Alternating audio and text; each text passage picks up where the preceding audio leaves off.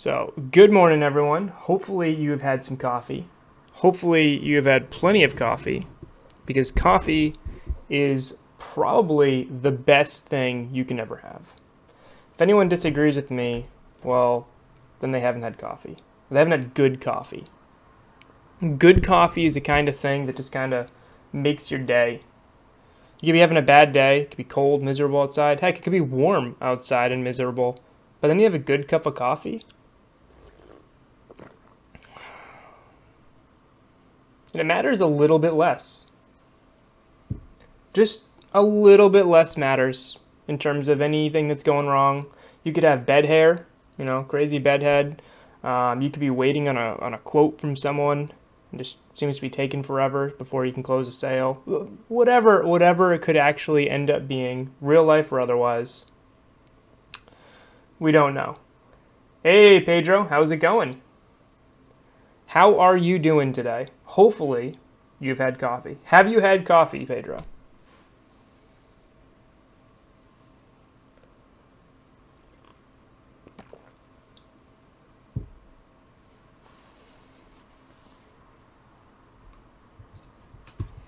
So I'm looking at right here, once upon a time, in an Amulet Titan shell with Karn, because I think Karn the Great Creator is... Yeah, you had coffee? Yeah, coffee is very, very important.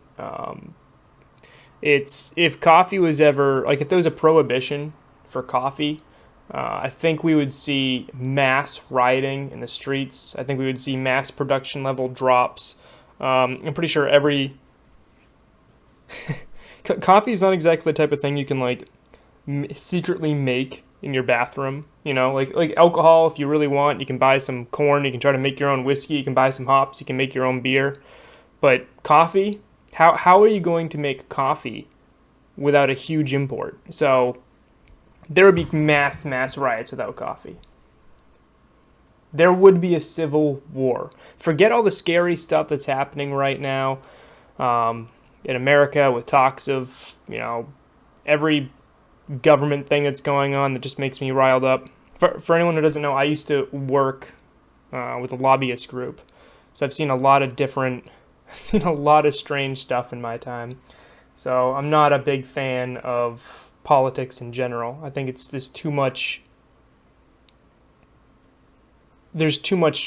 waste. There's too much inefficiency, and that inefficiency is on purpose. And a lot of the times just because bureaucracy is inept, but a lot of the times it is on purpose, because if you keep things slow enough, you can have things your way. Kind of like a blue-white control player. If you can slow down the game enough to a certain point, eventually... blue-white control is not the great... Kind of like lantern control of old. If you can just eventually get to your opponent where maybe they have one out, but it's going to take them 45 cards to get there. No, so I saw a little bit of the world news and politics going on in Brazil, but I'm trying to stay blissfully ignorant of everything political, and it's impossible in this day and age with social media and everything else. It's too much. It's honestly, it's just too much to really stomach. There's so much good and fun things that are happening in the world, and when we just focus on, because media loves focusing on negative, and if I just watch the news, I end up being like, man, the end of the world is happening, all this terrible stuff. So I just try to, my wife and I try to live our lives not in a bubble. We don't want to be completely isolated off. We like living our lives in a manner that keeps us sane. What do we have that makes us happy? Well, we like board games. We like books, And who doesn't like Netflix? So there's lots of different things. By the way, Netflix, if you want to sponsor me, I'm available. There's a lot of different things that we can focus on that just keep us happy. I mean, sure, it's not... I really do care about what's going on in the entire world. I think what's happening right now in China is horrendous, and I'm glad that people are standing up. I wish they weren't getting shot in the streets by their own police, but yeah, it is unhealthy to be focused on everything. And I was focused in on everything for American politics, local, state, and federal for a job I had a bit ago that lasted a few years. And man, that's probably the reason why I lost a little bit of hair. You know, my beard used to have a lot of red in it, doesn't anymore. Yeah, you just can't focus on that stuff. But I have a stream here. So I wanted to test Once Upon a Time in Amulet Titan. And a little bit of background. People who've been playing Amulet Titan for a while have wanted to add more cantrips to make the deck more consistent. There's been, hey Davius, there's been Serum Visions. There's been the other green cantrips. Oath of Nissa, which I personally tested, Oath and Serum. Hated Serum, loved Oath. So there's been a lot of different tests for extra cantrips in Amulet Titan. What I like about Once Upon a Time is it gets a land and a creature. So it's very similar to Ancient Stirrings in the regard where it's getting you Scout, Azusa. Sorry, it's getting a threat or a land. Instead of getting you a Karn or an Amulet or a Ballista or an Engineered Explosives, Once Upon a Time is getting you a Prime Time. So sometimes it's a little bit better than Stirrings, sometimes it's a little bit worse. I think overall in this deck, Ancient Stirrings, without having played Once Upon a Time, is much, much better. Hey Davius, I'm glad to see you. I'm excited to see your match tonight in the Modern Streamers League, the last week of the first season. So I picked up two Once Upon a Times. I do still think Karn is really important in Amulet Titan Shells because it gives us free wins in a lot of matchups. It helps a lot in the Tron matchup. The Tron matchup used to be a lot closer. Then Karn came around. The Hardened Scales matchup can be pretty rough without Karn. In Urza being the number one deck, I really like having 3 Karn main board. Yeah, you do have a rough matchup tonight, and we are down 1 match in the Modern Streamers League, so I will miss the Blue Pact, I will miss Bajuka, and I will miss the second main board Engineered Explosives, absolutely. So I have already tested for a bit sideboarding that Pact of Negation and siding that second EE to keep the main board Bajuka Bog, but the decks right now that we need Bajuka Bog main are decks that we already have somewhat favorable matchups for the most part. Sure, we can't fetch it to stop a Snapcaster Mage, but against Dredge, I think our main board game plan against Dredge is still pretty sound. So I don't think we need to rely on Bajuka Bog as much. Plus the power level has dropped off on Dredge quite a bit. So this is the list I'm looking at right now.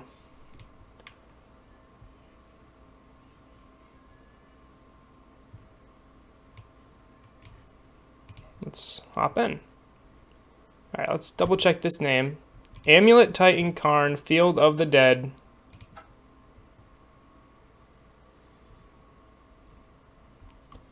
Alright. Amulet Titan Karn, Red.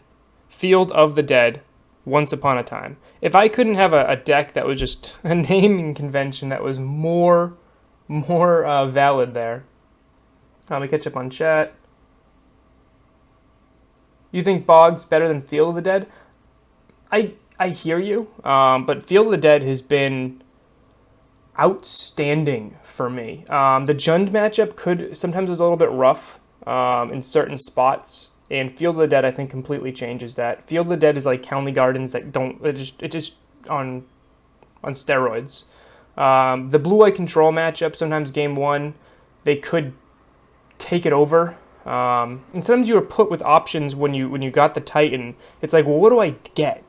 Do I just get another Titan? Do I go for the attack? With Field of the Dead, you don't have to. It makes a lot of your decisions a lot easier because you can just say, oh, well, what's better than just getting a threat where every land drop becomes a 2/2 zombie for the rest of the game. And now my opponent has to deal with my land. They have to deal with my Titan. There's a lot of different spots you can put your opponent in where you can just win just off of that grind from Field of the Dead. I don't like the Green Castle. I don't like it in Amulet or in Titan Shift really that much. I do for Titan Shift. I do like Karn the Great Creator in Titan Shift. So that's something that I tested a while back, and I still think that Karn Shift is the best Titan Shift variant right now.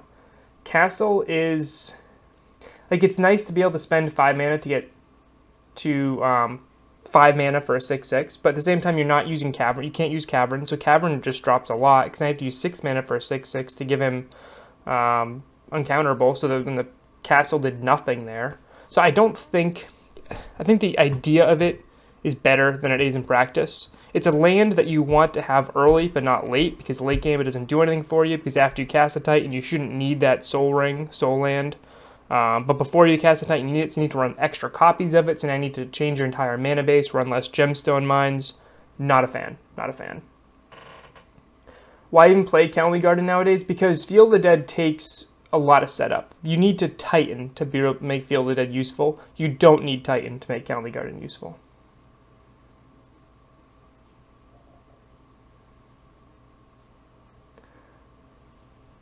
Yeah, I'm not looking for... I'm not really a big fan of the castle here. But I am interested in Once Upon a Time, because I think Once Upon a Time has a huge, huge upside here. This is actually my first league. I've been taking a little bit of time off from playing. This is my first league this season.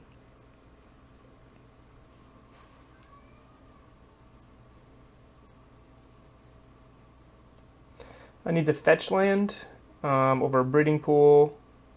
I think you need Gemstone Mine. I think Amulet Titan without Gemstone Mine is just a mistake. But my cat wants to come in. I'll be right back.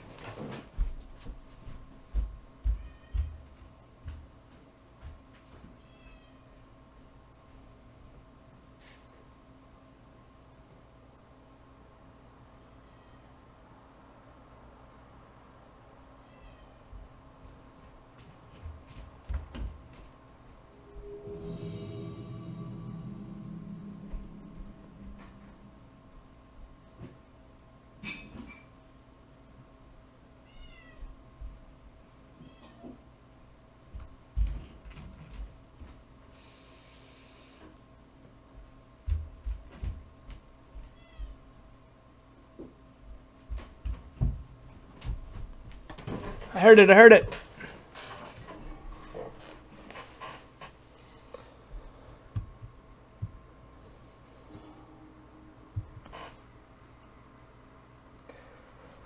About Karn Shift, would I play Castle there? Once Upon a Time or Castle?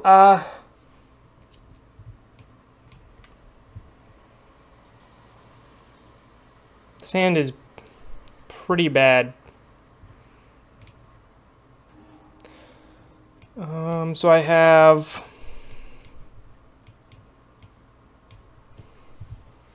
turn 1 County Garden, turn 2 Scout, pick up the County Garden, turn 3 Stirrings. This hand's better. I'd be bottoming probably a Stirrings here. Good morning, grilled cheese. Yeah, I don't think I'd run Once Upon a Time in Titan Shift.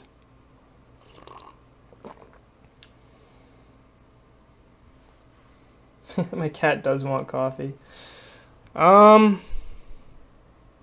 think I'll keep this. This is not a great hand, but if I get an amulet off of the Stirrings, I have access to a good deal of mana here.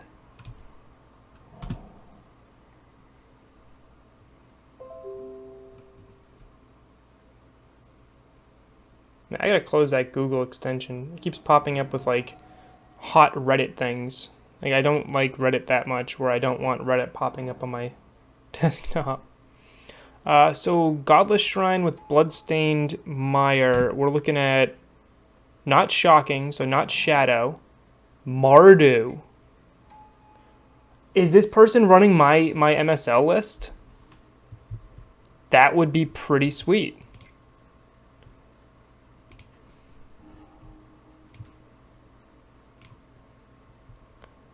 Let's grab the Teleria West.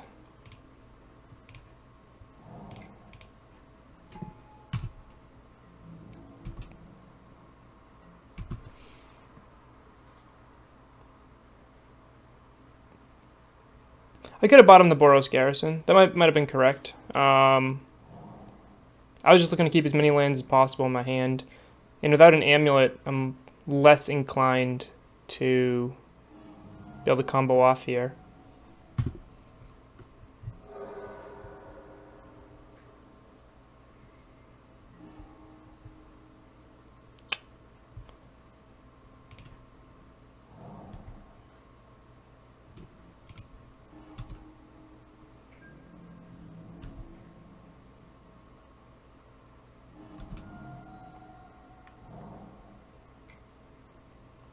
So the way I sequenced my lands last turn punished me heavily for top decking exactly in Azusa. I still think it was the correct way to be able to get the Scout and the Stirrings out. Yeah. I still need more blue mana access. Yeah, they're just going to take my Walking Ballista here. Man, Dreadhorde is really, really cool. Alright, no blocks.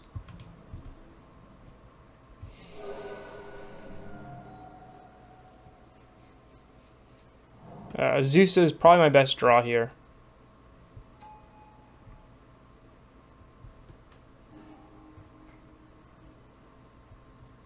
Opponent pitched 2 lands.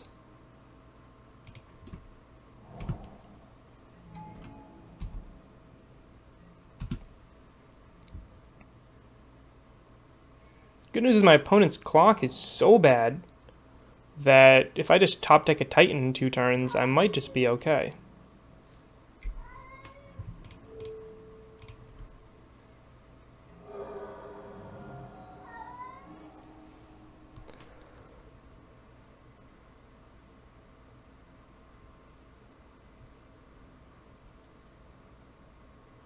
So I want to set myself up in case I top deck a Titan, right? So I'm playing a bounce land and picking up the forest.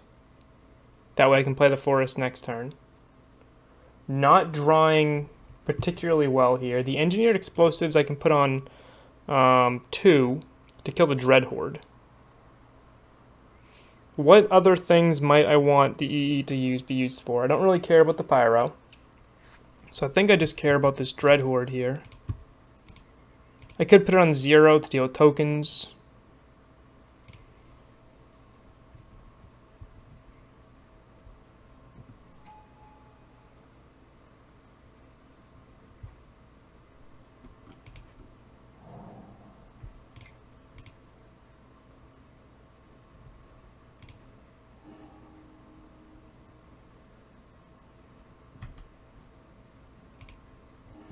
Okay.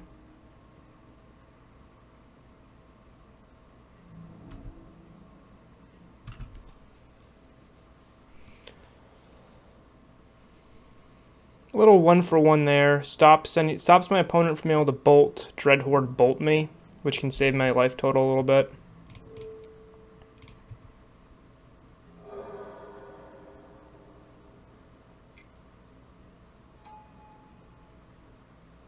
Yep. Sword of Fire and Ice, which my opponent did not play. Why would my opponent not play? Yeah, I need to draw Primetime. Bad. Why would my opponent not play Sword of Fire and Ice there? They had the 3 mana up. They've got to be holding up a path, right? So I think I just play my Simic Growth, pick up my Countley Garden, and hopefully draw Gemstone Mines. Then I can actually use this Teleria West. I really need to draw Primetime. Pact, Primetime, anything would be pretty good here. Hey, I have an Inquisition-proof hand here. What do you think of that, opponent? Opponent's got 2 cards in hand. 1 is a sword. I'm pretty sure the other card in my opponent's hand is a path. That's the only thing that really makes sense, especially with the way they're holding up their mana here and the fact that they did not tap out last turn to cast a sword.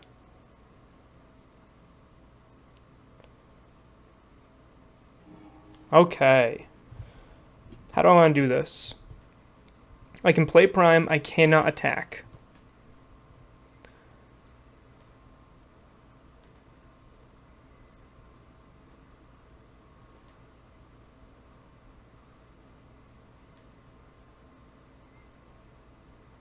So if I play Field the Dead, I only have 3 types, play Prime, 4, 5, they path me 6. I'm still far off from that, so there's no real point to getting that. So I think what I want to grab off Prime Time is a Radiant Fountain and a Tolaria West, and then I'll play the Countley Garden. So there's no reason not to play the Countley Garden now.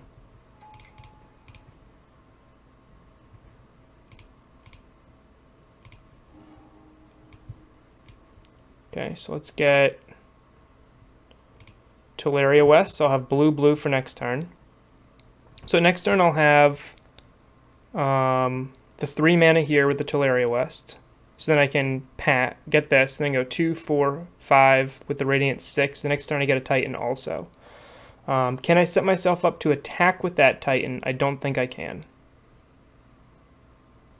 But I definitely need to gain life because this represents 6 mana, 6 life right here that I could lose. I could go Vesuva, copy the Countley, because that is pro blue-red, and that would save me a little bit more life. But they only have 2 cards in hand, one's a path, so I'm gonna grab the Radiant Fountain. I think gaining life is the most important thing I can do here.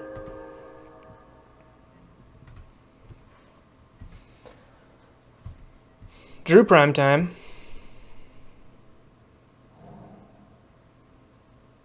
Opponent did not use their path. So maybe they don't have it? Which still begs the question why they didn't play the Sword of Fire and Ice. Maybe they weren't thinking about it? They're holding up Kolaghan's Command. Okay, what are the modes here? Kill my plant, return Dreadhorde. Sure. Dreadhorde plus Sword of Fire is pretty scary because I'll let them recast the Kolaghan's Command. Not that Kolaghan's Command does a lot to me right now. That does.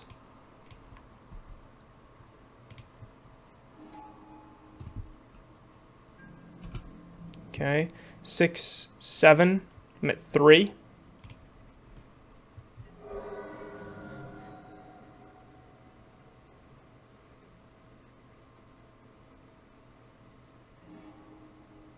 Okay, that helps a little bit.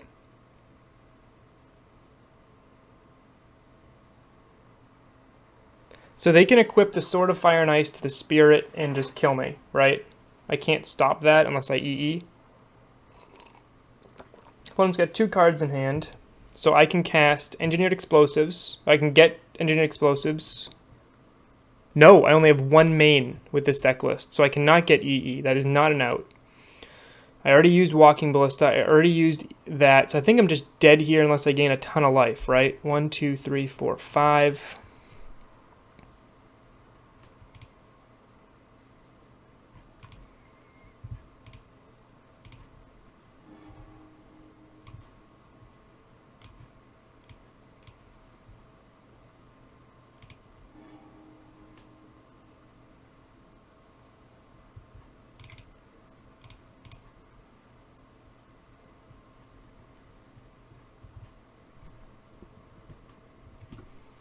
So I get a bunch of zombies.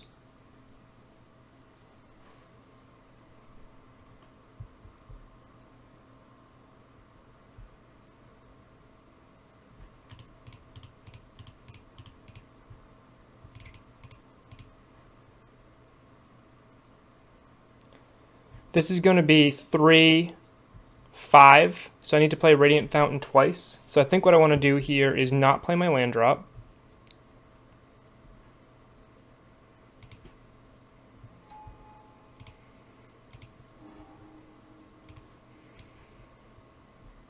Get a bounce land. And Vesuva. Vesuva the Radiant Fountain. Bounce the Radiant Fountain.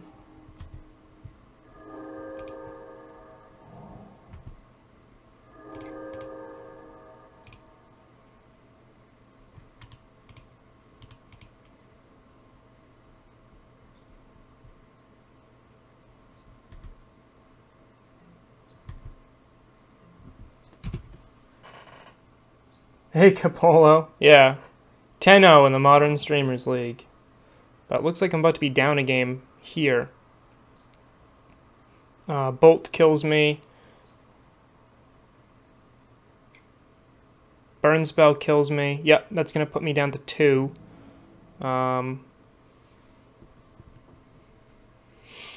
Any burn spell will kill me here.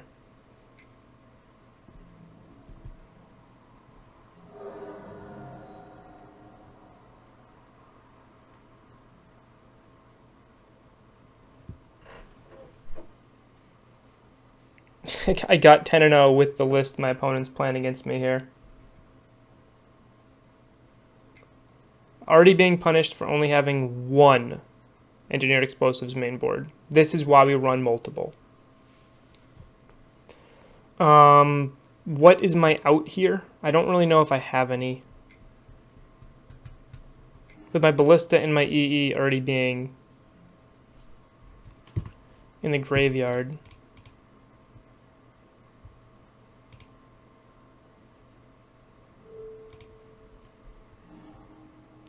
That helps.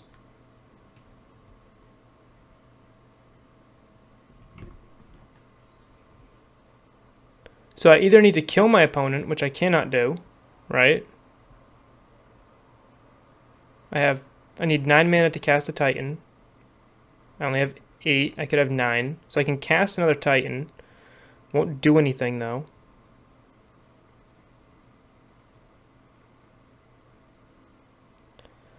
So I play a Zusa. I play a bounce land, bounce that, play that,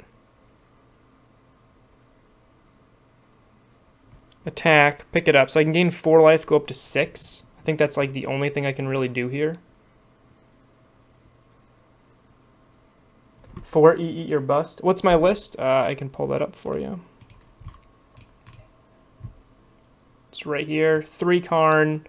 1 EE, 1 Ballista, 2 Once Upon a Time, and Pact in my second EE side. So Karn would have been like a decent draw there, but not drawing Karn was kind of rough.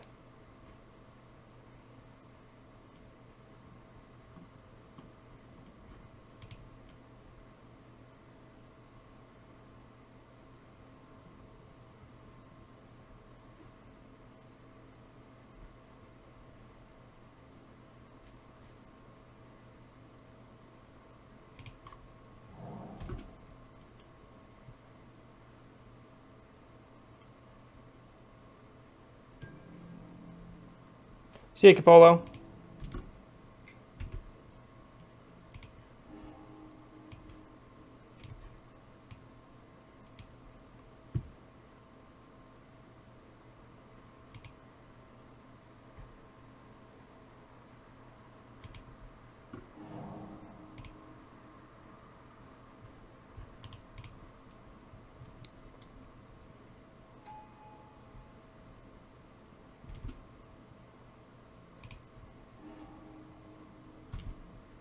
So I'm just dead. Unless my opponent blocks weirdly. Alright.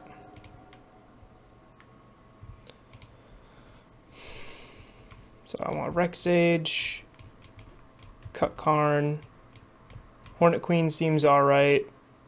Can bring in some removal here. Bajuka Bog is alright. Ramanop's alright. Thragtusk seems like a beating against my opponent. So these are all interest cards I'm interested in. Cards I'm less interested in are my Scouts, which are a little fragile here.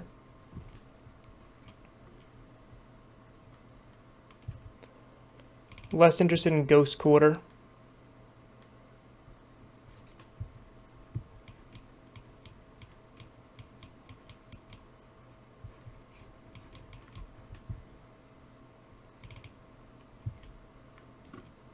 Thragtusk is going to be a beating here. I think I like Thragtusk more than Wormcoil. I don't know if my opponent's going to be bringing in Fulminators. I assume they will, so I like the idea of the Ramanop.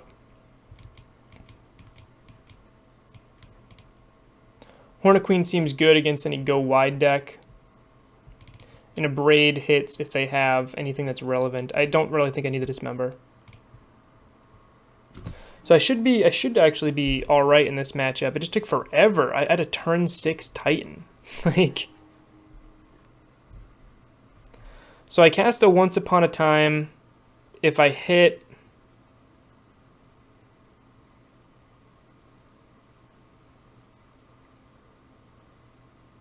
So I still prefer Scout, even in a field of removal spells. I actually was playing for a while with, and I liked it a lot, with one Explore, one Sloth. And the one Explore, one Sloth made it so I was able to side out my Scouts and still have removal postboard. So as long as I hit an Azusa off this Once Upon a Time, I think this hand is fine. My opponent's slow. I have a Forest for a main board, whatever. The real question is, do I cast Once Upon a Time now, or do I wait?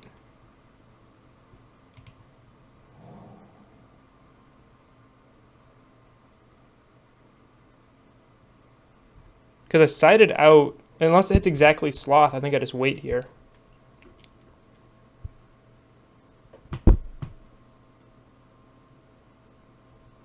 Because I sided out my Scouts, and if I hit an Azusa, well, I'd rather be a little bit more Thoughtseize proof with my options here.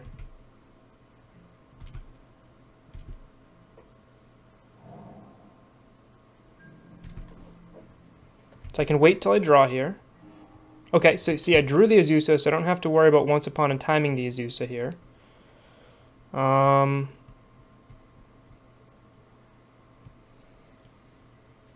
Yep.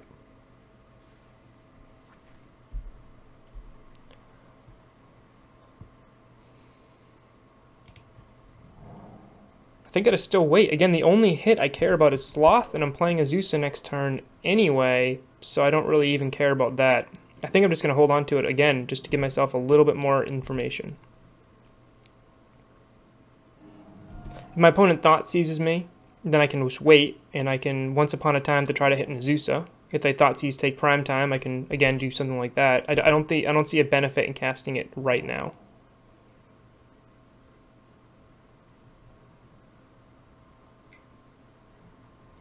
Sure. And again, I can just wait till my turn to cast this for free.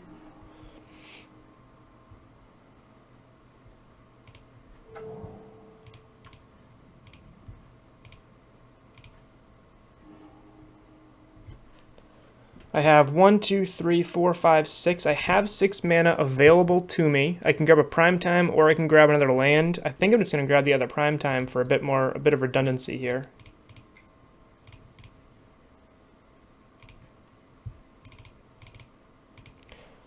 Opponent's tapped out, so I have 2 more land drops.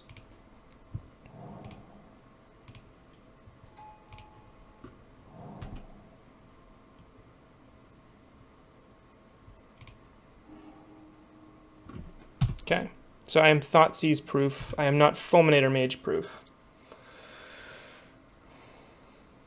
P.O. Urza, congrats. Yeah, it's not a leyline. You don't need to play it turn 1. You don't need to play it on your opponent's turn or anything goofy like that either.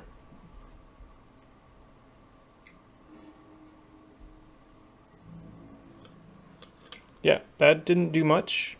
Go ahead and bolt me. My turn 4 prime time should be good enough here. My turn 6 prime time was not good enough last time.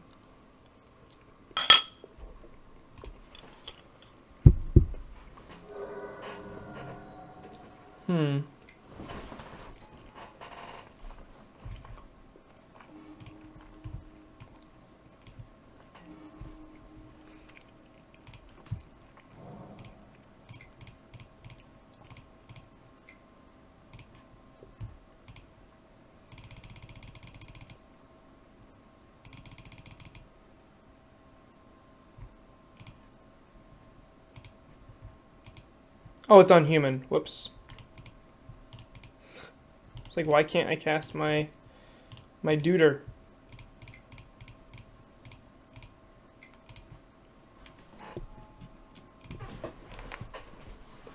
Yeah, definitely feel the dead time. So what do I want to grab? Definitely feel the dead. There's nothing to bog, so I'm not going to bog. I need to grab a differently named land here. Radiant Fountain is a solid option. I can grab Slayer's Stronghold so that next turn Let's see, next turn I'll have 1, 2, 3, 4, 5, 6, 7, 8. So if I go field here, I can't attack with my next Titan. I don't think I need to attack with Titan in this particular matchup, though. Opponent could try to moon me, so I could just grab another basic. I mean, that's a solid option, too, I think. If they moon me, they're not killing my Titan. And that way I can attack, get a bounce land, get a forest and a bounce land. If they moon me, I think I'm fine. So I'm not going to grab the forest here, because if they moon me, I'll still have a Titan in play. I'll just gain some life.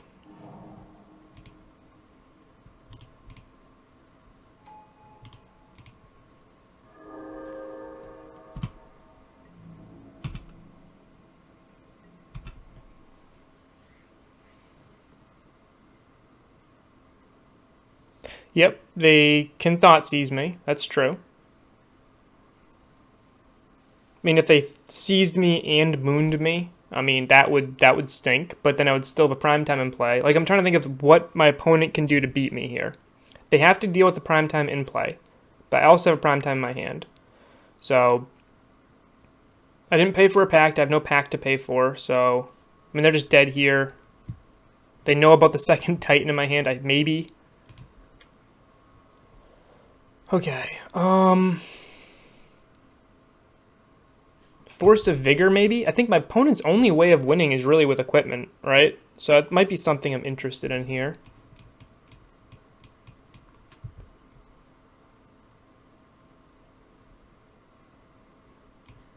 Well, I kind of have that with the 2 of Braids and the Rec Sage.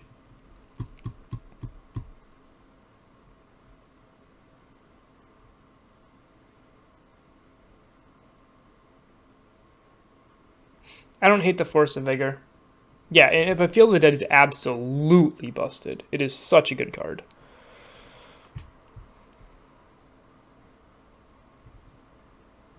I'm going to cut a Pact and bring in that Force of Vigor. My opponent really can't kill me. Oh man, this hand needs lands hard.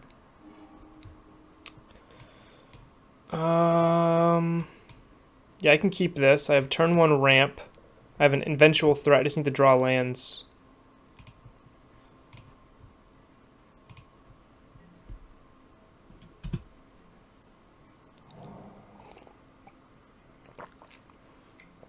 This is my opponent's first turn 1 discard against me. They did mull to 6, just like me. Taking my Pact, which represents a Titan. Just go ahead and start ramping.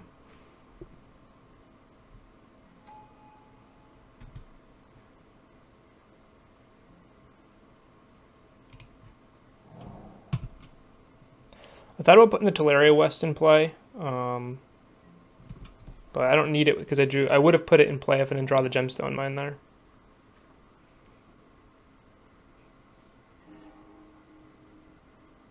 Okay.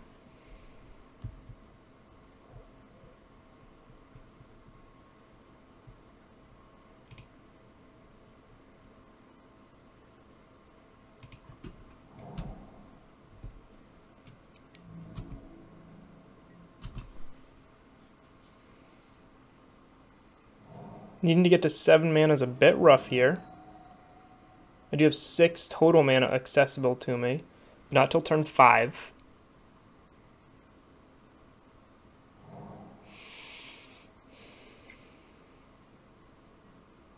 I don't care about that at all. Oh, I can't tell you how much I don't care about that. Pitching 2 souls is pretty sweet, but I still don't care about that. Doesn't matter how I sequence here, my opponent's tapped out. That helped me so much.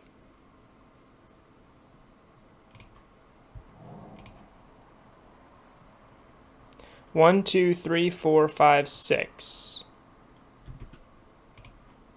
So now I just need to top deck a Titan or a land.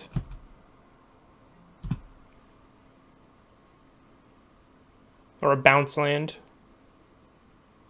Because I have the Hornet Queen in hand, I'm less incentivized, I feel, to like pick up that T-West. I think having 6 mana in play with the opportunity to have a top deck is more important.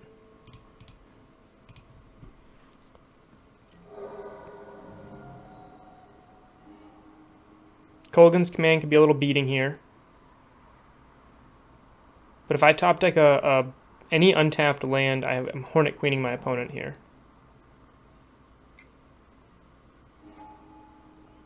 This is getting to be a faster clock, but Engineered Explosives would be a good draw. That is not an untapped land.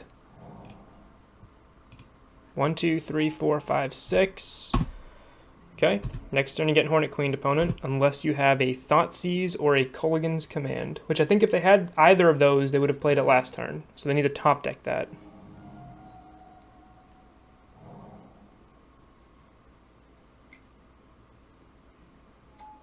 Okay. Yep. Opponent's clock is getting much better here.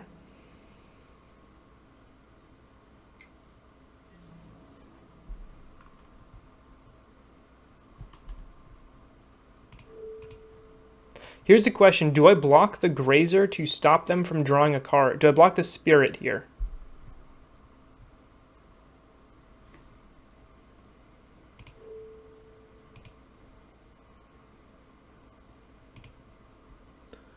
So I'm going to take 1, 2, 3. Yeah, I think I do. I think the only way I really lose here is a super fast clock, and that's the way they get it.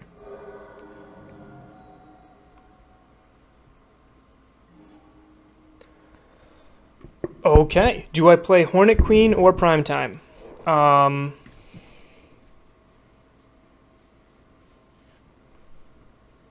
Yeah, this is my Mardu deck playing against me right here.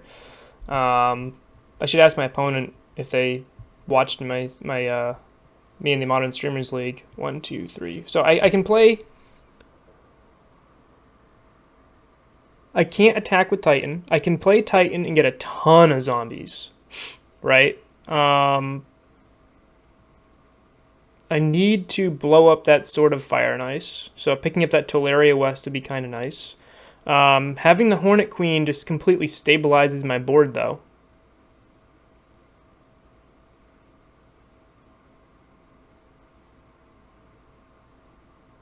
I think I need to play the Queen here, which feels really weird.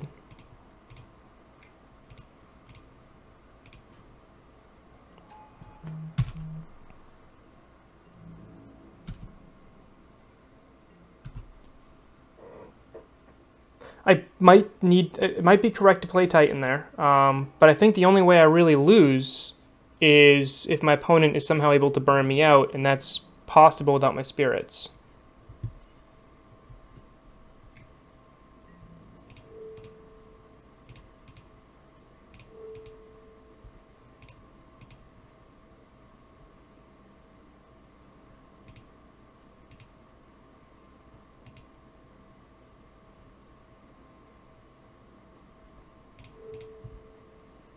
I think I like this.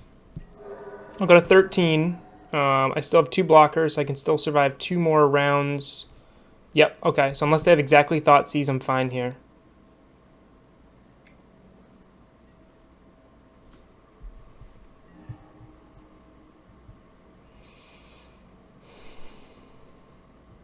I can Once Upon a Time, if I hit a Tolaria West, I can... So I Once Upon a Time, 2, 1, 2. If I hit a Tolaria West, I can grab Tolaria West. I just can't do anything with it, so I think I still need to just Titan here.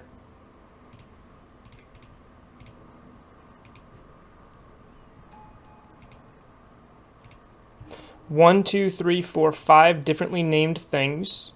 So I think I want to grab Field.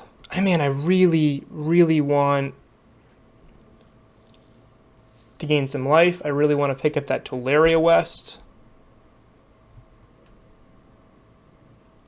I can go Field Fountain and then just sit for a turn, and then Once Upon a Time to pick up that Tolaria West in a turn. I think that's solid. 1, 2, 3, 4, 5 differently named lands. I pick up a bounce land. 1, 2, 3, 4, 5. Yeah, Field. And a bounce land lets me gemstone mine, pick up a gemstone mine, replay the gemstone mine, and cast Once Upon a Time. I'm okay with that.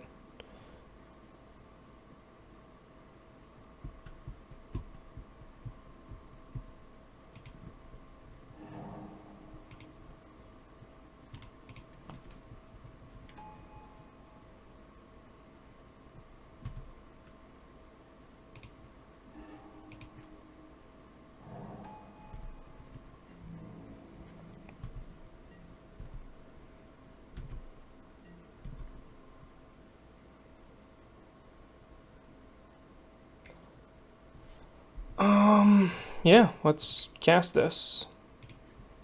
Pick up a land so I don't get Inquisitioned here. Perfect.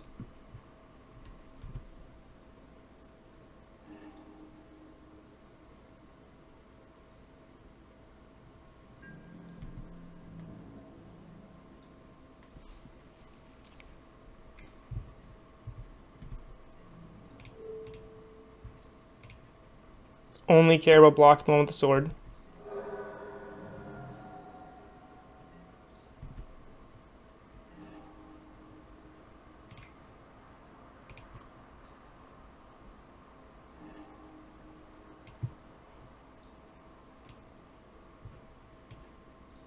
So my opponent's just dead if I grab Amulet, right? I think they're dead either way. Like, if they have to have a path, why wouldn't they would concede, right? Unless they had it. So I think I'm just going to grab the Ballista here. And yeah. Okay, 1-0. Because if they had the path, that's the only thing I can think of. With one card in hand, they wouldn't concede. They can path the Titan, so that Amulet wouldn't be able to give them double strike. Or they just remove the Titan anyway, so. Alright, alright.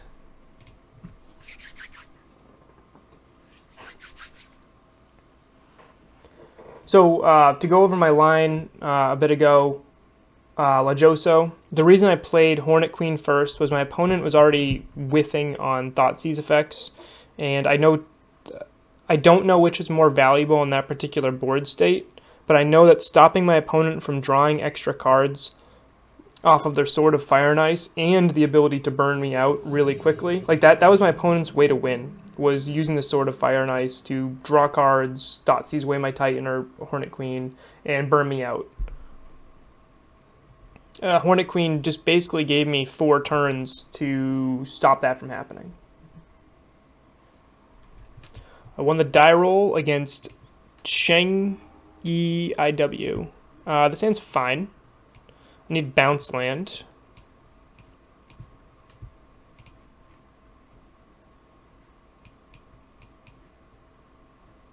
I need bounce land pretty bad.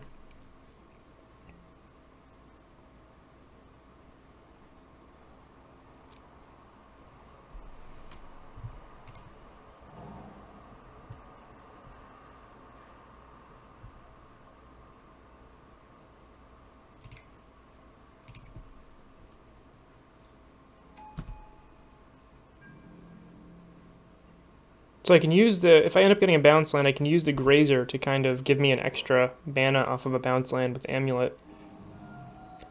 Up against Death Shadow, so this is not a good matchup, especially without Path to Exiles. So hopefully we can be a little bit quick here.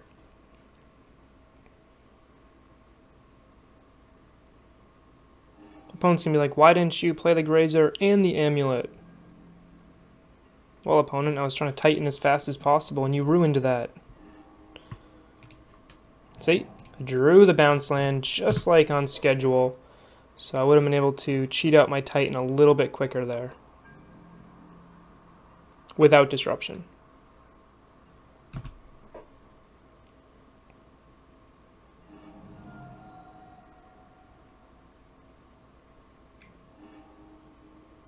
Okay, a Teamer Battle Rage in the bin. Opponent is whiffing on lands.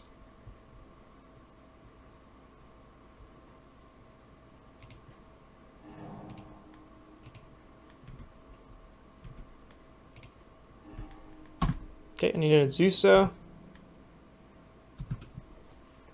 for something here.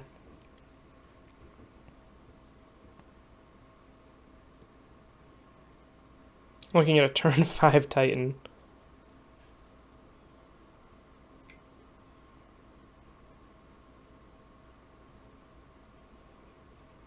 So opponent kept a 1-lander. Okay, that makes a little bit more sense now.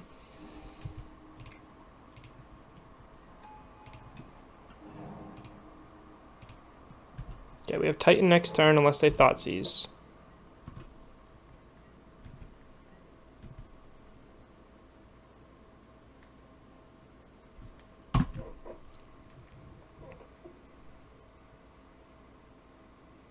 If your opponent doesn't have a Thoughtseize or a Death Shadow, okay, well, that stunk.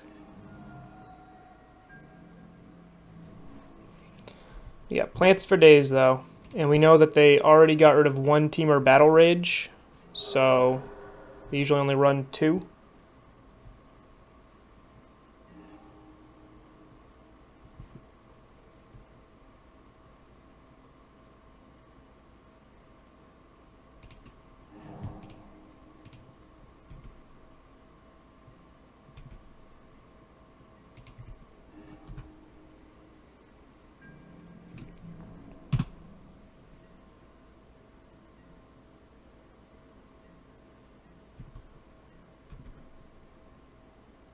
Good morning, Funky. How's it going? Opponent finally drew their second land, which is not particularly good for me. That Thoughtseize on my prime time was a little rough.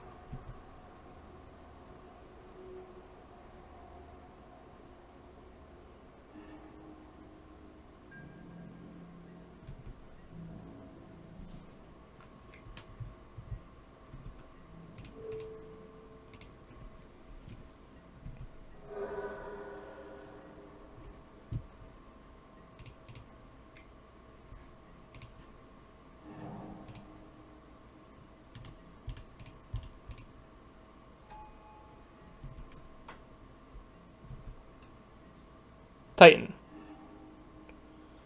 This could be a Titan. We seen a Stubbs on this? Yep. Alright. That was a little rough.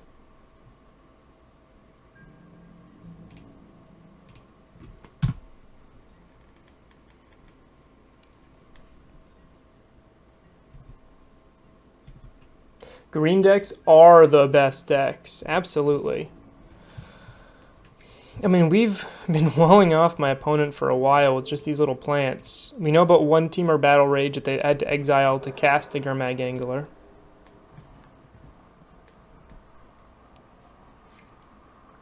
Okay. I just need a Titan here.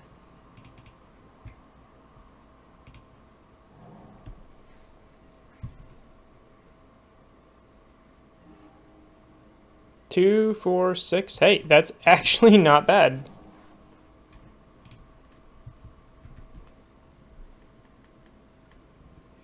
And I can sneakily give something double strike.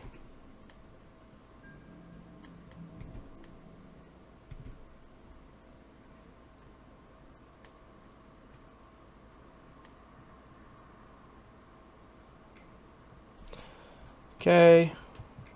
Might as well just do this now then.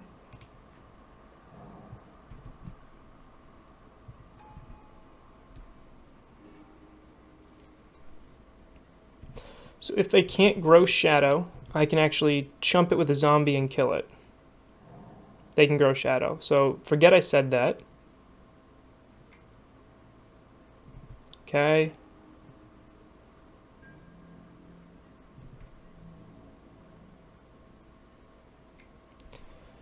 Alright, let's say they take 3 off of this. They deal 12 to me. With a TBR.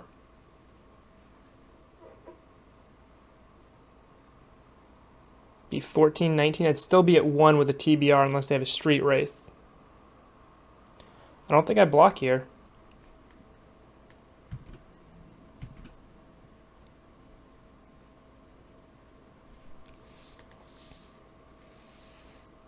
Because if I draw a Slayer's Stronghold, I might be able to just kill my opponent.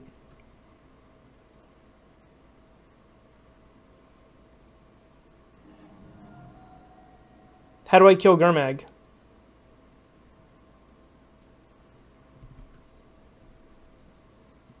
It doesn't matter. How's it going? But how would I kill the Gurmag here? I have one zombie.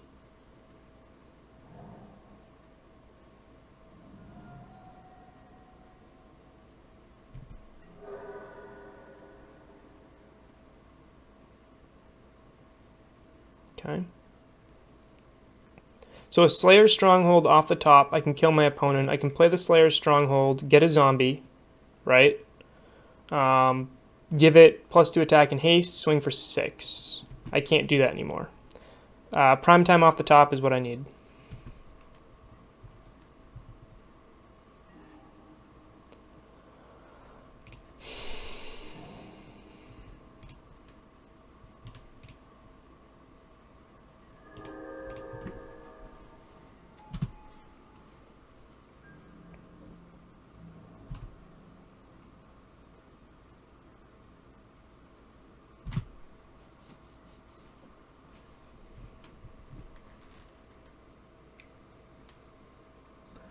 Snapcaster, Dismember. Okay, so yeah, I'm just dead.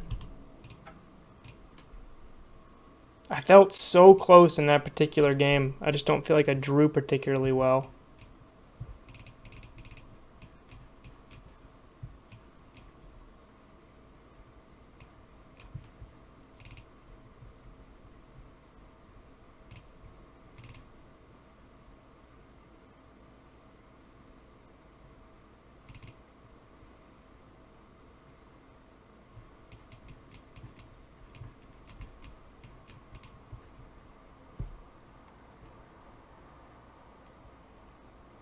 Braid does not do much here. So it does nothing, nothing, nothing, nothing, nothing, nothing, nothing.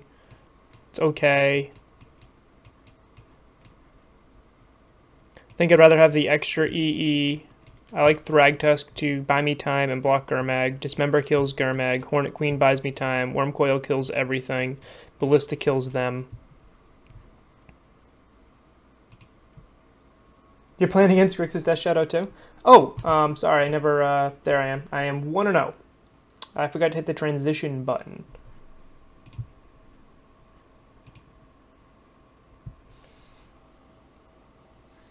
Maybe I just need more coffee here. All right. Unfortunately, this is not a keep. I do hate mulliganing aggressively against Grixis Death Shadow. This hand's much better. I do need the top deck a threat, though.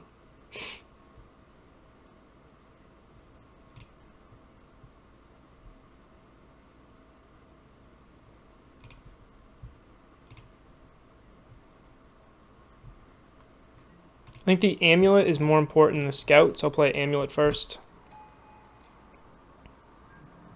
I assume getting Thought Seized, so I'm going to lose one of them. I'd rather have the Amulet and play than the Scout. My opponent's got more ways to deal with the Scout and the Amulet. Like a turn 1 push can deal with that.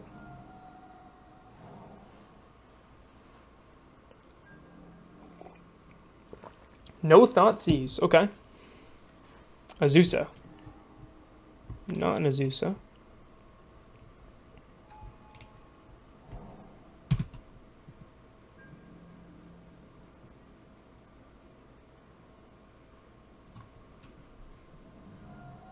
Here's a Dismember on the Scout.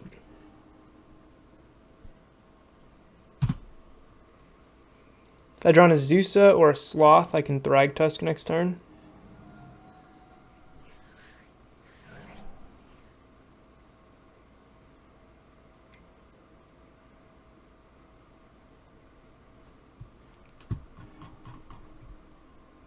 Opponent bottomed, topped. Sure. EE, one time.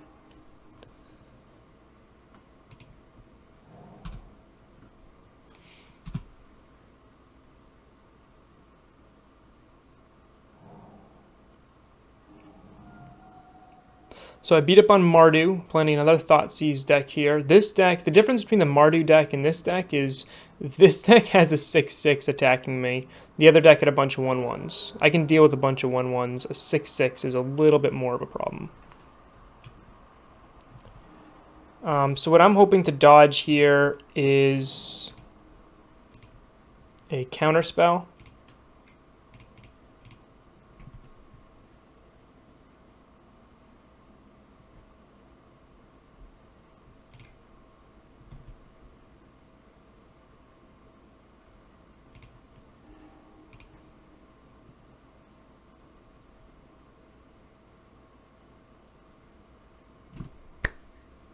Disdainful Stroke can be a little rough here, but if they counter this, it means they're probably not countering the Titan.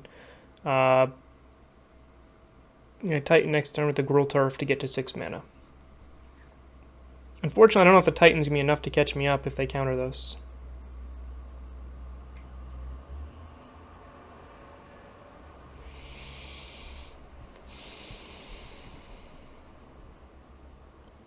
Huh. I feel like my opponent missequenced that. They should have destroyed this before I was able to Thragtusk this turn. 1, 2, 3, 4, 5 mana next turn. I think I get rid of the Gemstone Mine. I cannot Titan next turn. Unless I draw an Amulet and an Azusa, unless I get 2 draw steps.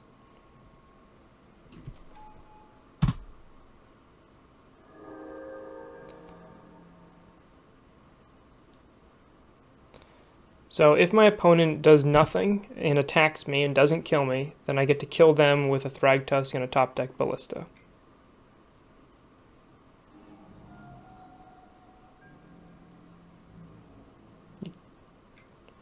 Why would my opponent attack here?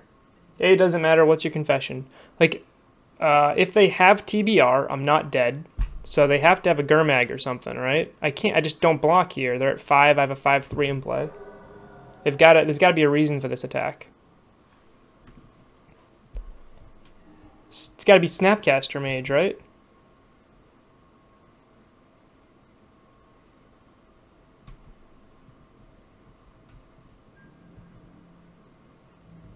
What's your confession doesn't matter. So I'm baited into this. I have to do this. Yep.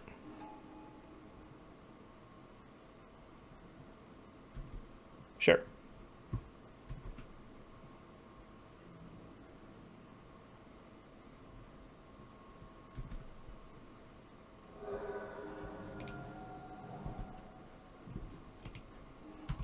Okay, next turn I have a Titan. If I live that long.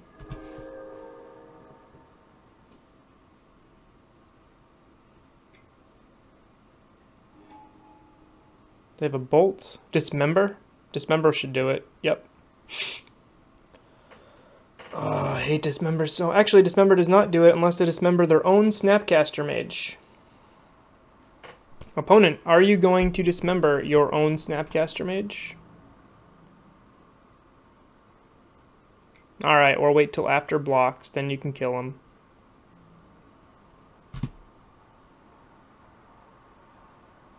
For style points, they should definitely dismember their own Snap, though.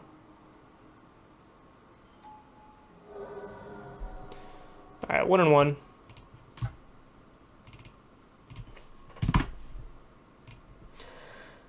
You got into your LGS Top 8 Championship playing Amulet, but you're going to be playing Blue-Black Mill. Why are you playing Blue-Black Mill? I guess that's like a real question in this day and age where there's much better decks we can be playing.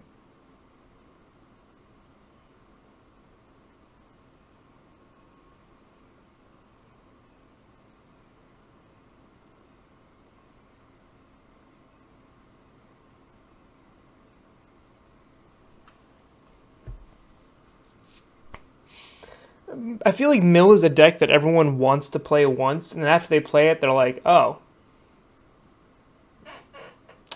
that's what it is. Like, I was intrigued with Mill for a short time, but I think everyone is, and then you start seeing all the cool cards, like, oh wait, in this card you get to draw 3 cards if your opponent's been milled enough, and there's really cool things you get to do with Mill. Do you see the cool things I get to do with this deck?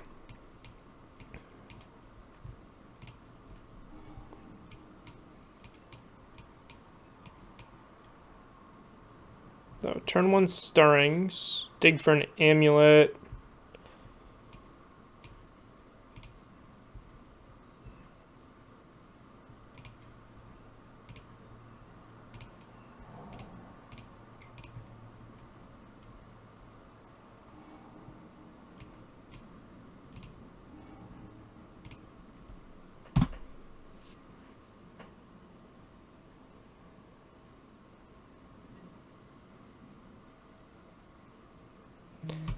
How is your mill matchup against Storm?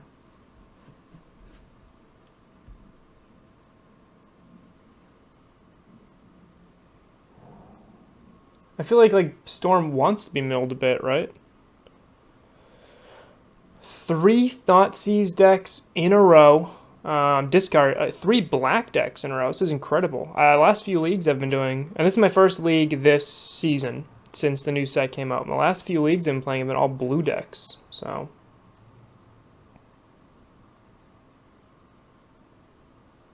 I don't know what my opponent's on with turn 1 Swamp.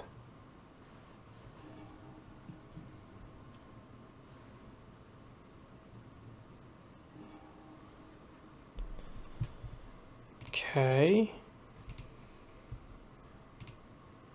Well, I need to play that to get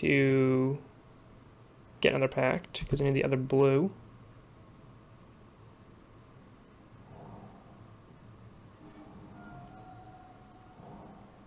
Yeah, mill just seems like I'd rather play burn. At least you get creatures to run around with. So I'm up against Jund.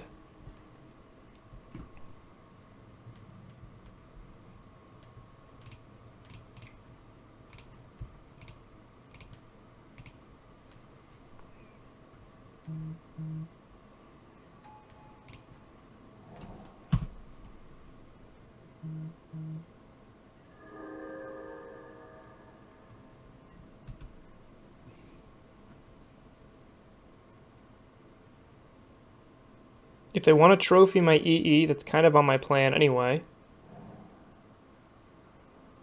Ravenous Trap might do it, sure. Okay, Pulse is a lot worse, but...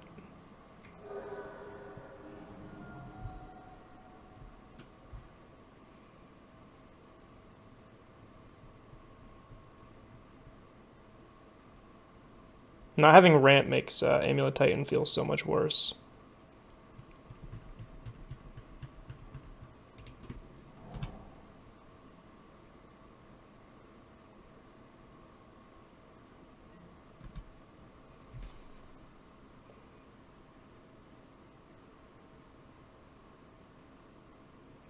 The next turn I'm going to Gruul Turf, pick up the Teleria West, get a Summoner's Pact, and then try to cast a turn 6 Titan.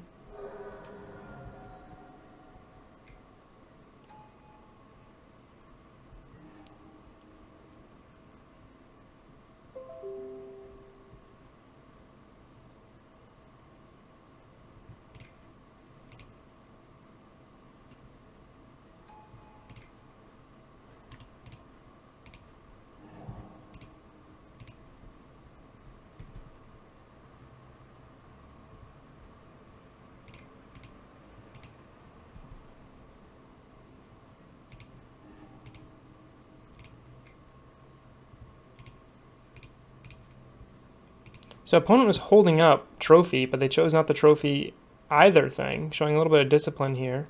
1, 2, 3, 4, 5.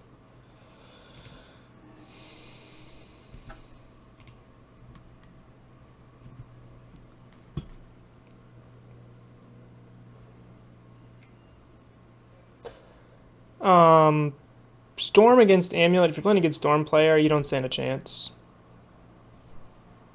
As the Amulet player, you can do cool things, like you can run Rurik Thar in a red version to be a little bit better. Oh, this kind of sucks.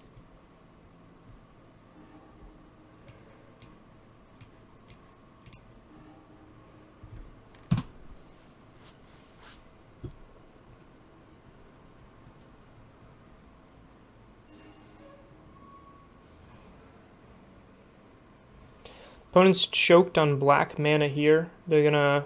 I think I'm just dead, though. They're gonna put me down to 6. Yeah, I'm just dead here. They swing, put me down to 6. I untap.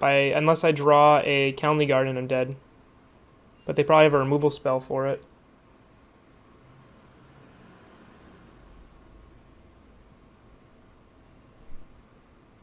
Yeah, your Storm matchup is not good. So I'm not like, yeah, you can definitely beat Storm. The only reason I have a positive win rate against Storm is because I've played, in my opinion, when you play a good Storm player, I don't think you stand a chance. If you play Storm players that don't have the vision, you can still steal wins.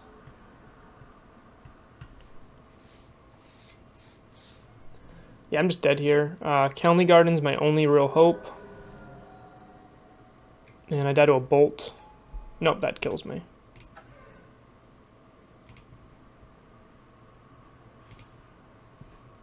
Alright, let's bring in Thragtusk, Hornet Queen, Dismember. I'm intrigued with the Braids, but I just don't really love them. Bajuka Bog's in. Secure Tribe Scout is pretty weak here, so I'm going to cut my Cavern. Ramanop in.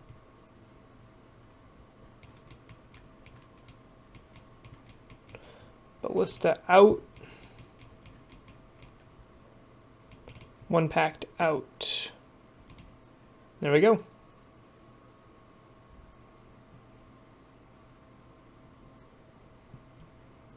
Yeah, I think Storm is definitely favored. I don't think it's a good matchup for Amulet Titan. I think Amulet Titan can steal wins.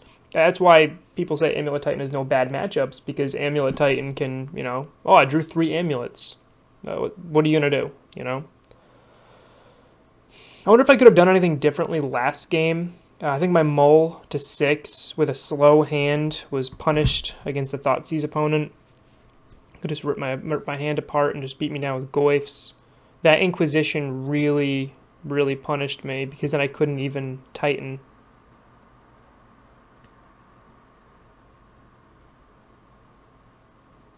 Maybe it was correct to let them take the Summoner's Pact, right? They Inquisition me, I let them take the Summoner's Pact, and then I say, I have to top deck a Titan. Instead of having the Titan, I have to top deck the Titan. Yeah, I think that was a mistake. I should have let them take the Summoner's Pact, because just looking at the board, I was dead. I wouldn't be able to have a chance to cast it. So...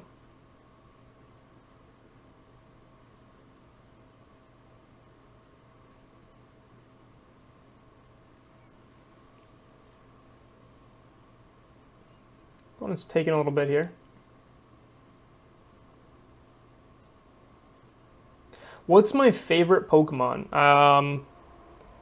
I do really like Jolteon. I always tell myself I'm going to play with a different Eevee evolution, but Jolteon is a card I like a lot. I like Squirtle.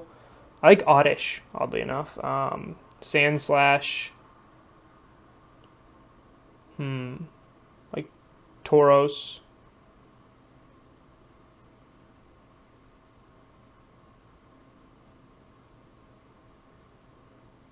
It's probably got to be Jolteon, though. Squirtle's great.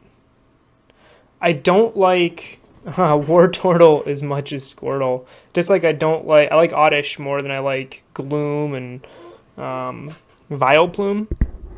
I guess there's a new evolution now, but I like Oddish the most there, but it's just kind of weak. My opponent has disconnected. I will play first. Opponent's back in. So I think I just have to mulligan this hand because of how slow it is. I can keep this. What do I bottom? I think I bottom the Prime or the Karn. Yeah, we can cast a turn 6 Titan. Is that good enough? Probably not. Maybe in Standard. Probably not even in Standard. In Limited, probably it's fine. But Capolo, what is your favorite Pokemon?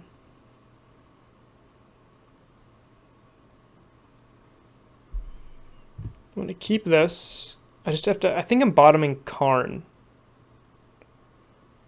It's either Karn or Prime. I want my lands. I want my Amulet. I want my Once Upon a Time. Karn gets me Worm Coil and Engineered Explosives. And it's a little bit faster. I think I bottom Prime here.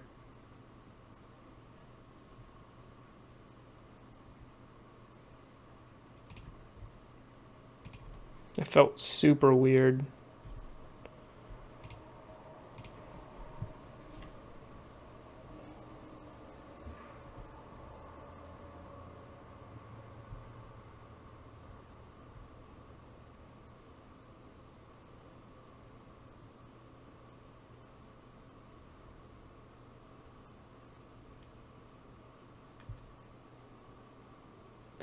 So I grab a Zeus, I have a turn 2 Karn if my opponent doesn't have a Bolt or a Thoughtseize or a push and a fetch. Like, I think it's asking for way too many things. I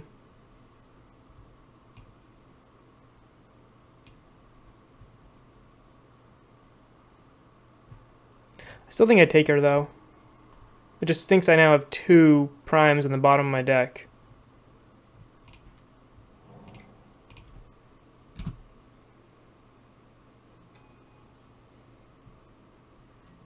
So next thing I go Growl Turf, bounce the Growl Turf back to my hand, cast Azusa, cast Karn.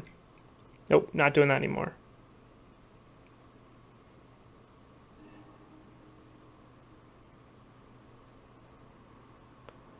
Who is Reshiram?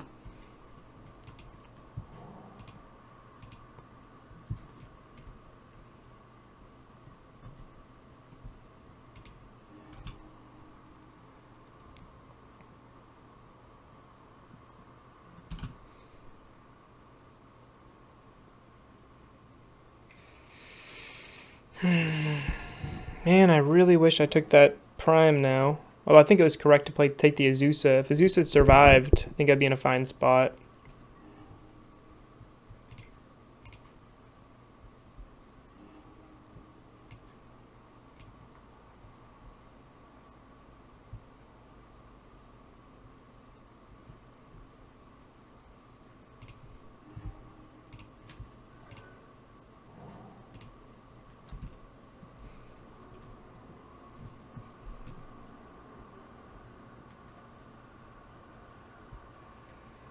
Didn't know there was more dragons, I guess. I only really know the original 151.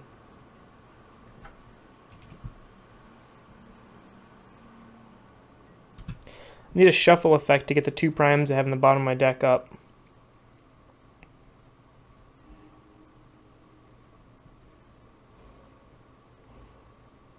Opponent has no green mana. What does this mean? They did not cast Liliana of the Veil, right? They would have if they had her. What does this mean? My opponent has not cast Fulminator. That means they have a handful of Goyfs, right? If they had Kolaghan's Command, I feel like they would have already used it to blow up my Amulet, rather than give me a chance to do anything with it. I think the correct line here is to EE for 2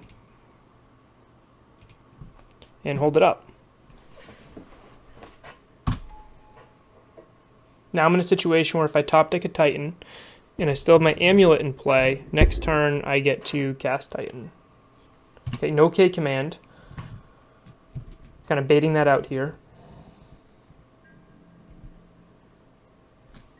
Okay, they have the green mana. I think they're just holding up Trophy now.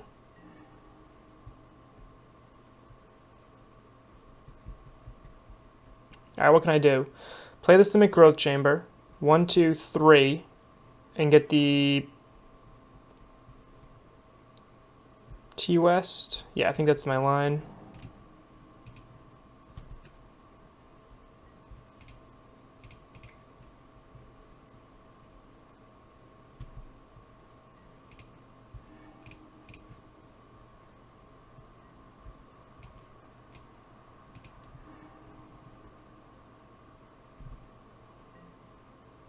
Now, of note, I don't run Obstinate Baloth, but my opponent does not know that.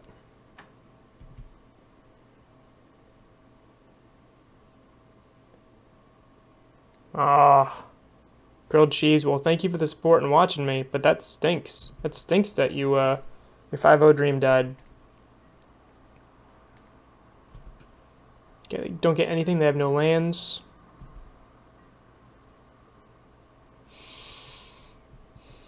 I think I just win this one here.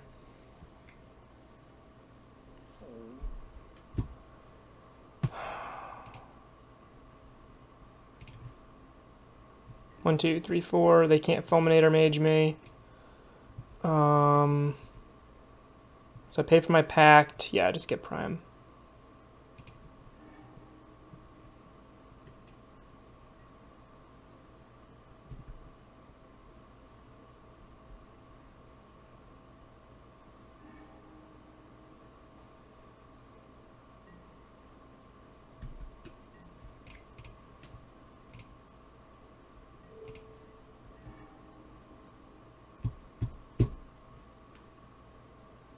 If I had a bounce land in hand, I'd be fine, but I don't. So I'll just pass turn here. I don't care about a run in 6 when they have no bounce lands. I don't really care about killing it.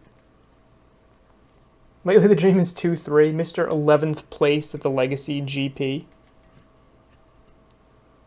Sure. What is in my opponent's hand?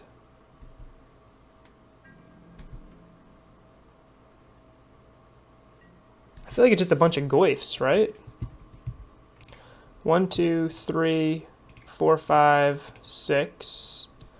I already have Field of Dead in play. So if I play my Sun Home,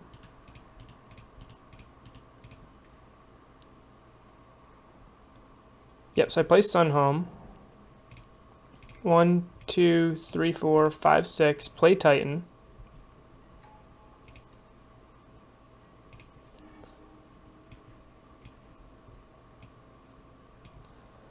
Now I can get Slayer's Stronghold, and I already have a Gruul Turf. I guess I have to get the Boros Garrison. I was trying to think, like, I can't get the Gemstone Mine because I need the 1, 2, 3, 4, 5, one more. This is where Radiant Fountain being Kabira Crossroads is sometimes really good.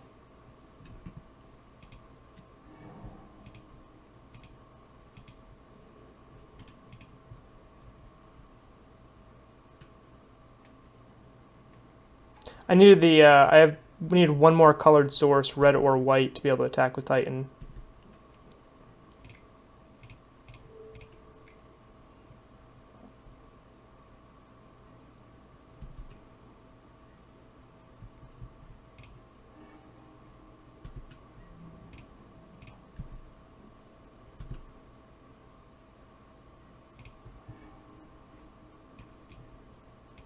So I have a bounce land in hand. I'm going to get a Vesuva on the field, and grab Teleria West.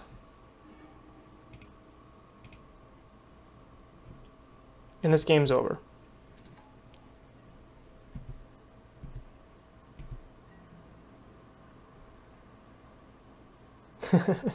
The deck is hard to play. I will say I do like Kabira Crossroads in the white. I do like having colored mana, extra colored sources in situations like that. Like I had Gemstone Mine up. Like I didn't have to get the Boros Garrison. I could have grabbed a Kabira Crossroads and the Slayers and still had enough mana and got the incidental 2-life gain. So Field of Dead changes your sequencing quite a bit with this particular deck. Right.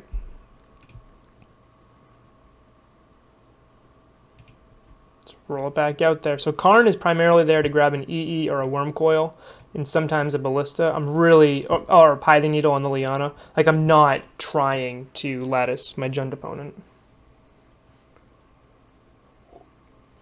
I've done it, I'm just not trying to do it.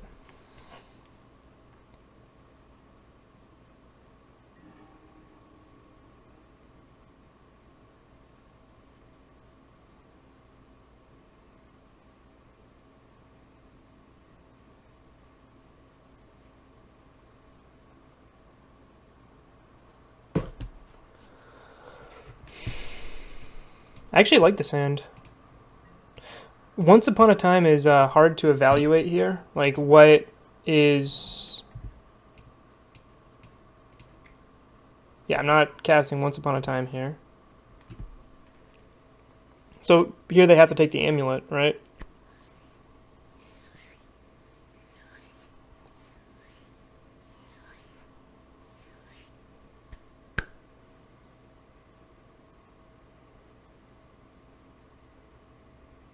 They're either taking Amulet or Azusa. There's really no reason to take anything else. A Braid's not very good against them. And Once Upon a Time is a variable. Okay.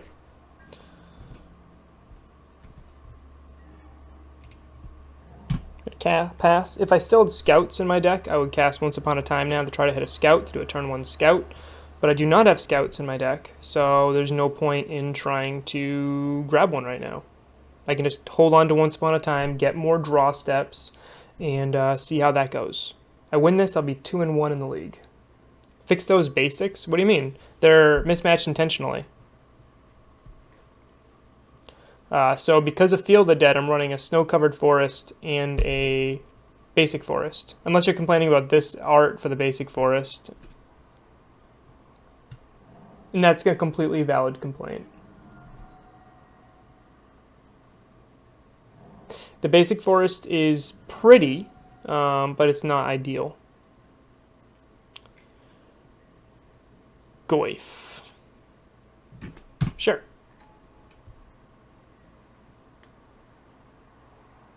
Can't be abraded.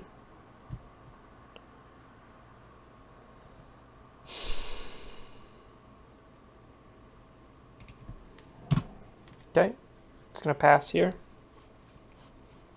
And the only hit Once Upon a Time can really grab for me is, at this moment, would be a Sloth. And if I cast Once Upon a Time, the Tarmogoyf grows. So I don't really want to do that either. Well, if you guys send me some better basic forest art, I will be sure to update all of my decks with them.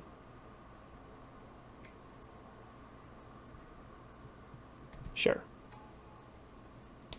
Best possible draw might be like an Engineered Explosives.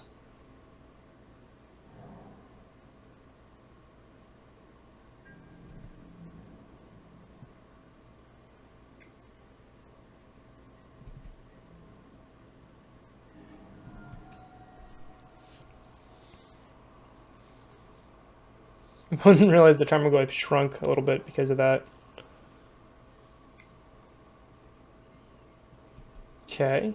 Straight up aggro plan here. Aggressive.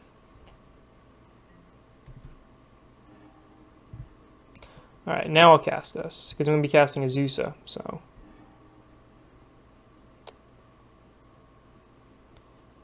Don't care too much about this. I think I just take the Gemstone Mine here. I wish I could grab that EE. That's really what I want here.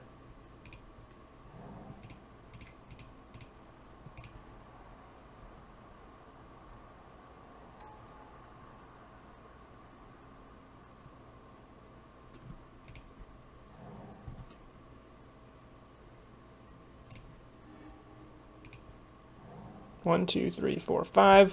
So if I'm in a situation now where if I top deck a Titan, I am completely fine.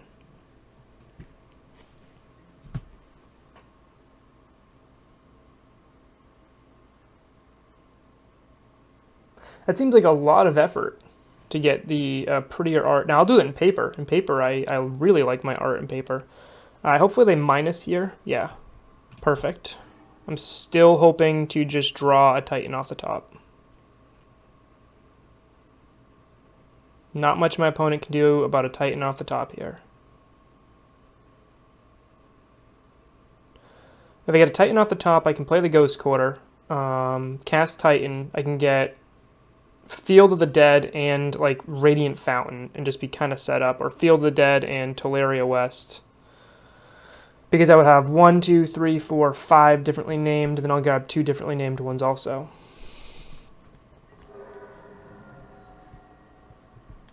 Opponent's got a plus the running 6, right? Yep.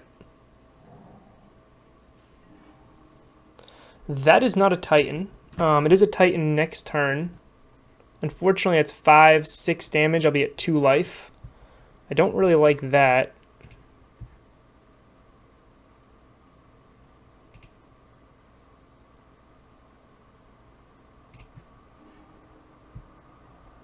I can get like an EE. Play the Gemstone Mine, cast EE for 2, and I'm in the same spot as if I just try to grab a Titan. So I'll just grab the Titan, or try to. I'll play the Gemstone Mine so I can abrade if I need to.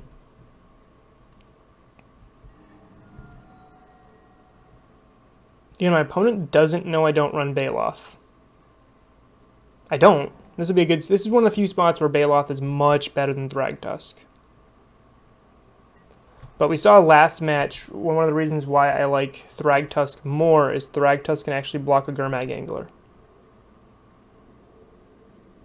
Effectively. So there's no real reason not to play snow-covered lands anymore.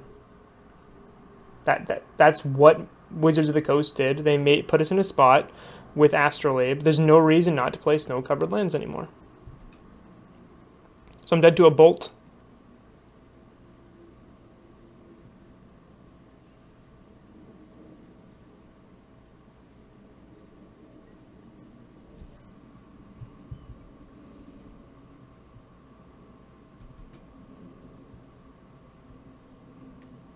Man, opponent just going right at that potential Obstinate Baloth.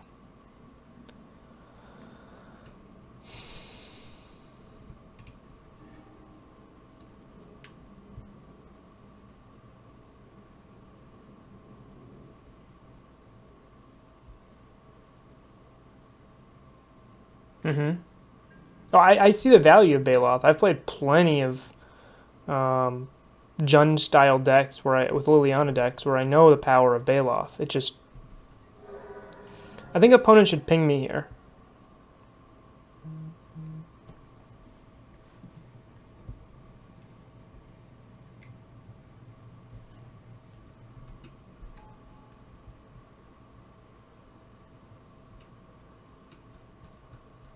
This Abrade not being a path feels pretty bad in this matchup.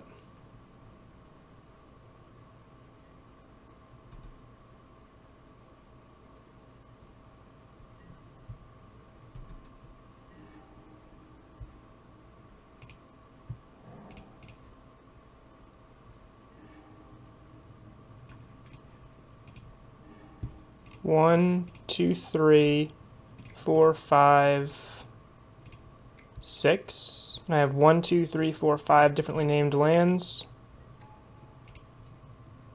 I'm going to get 2 zombies.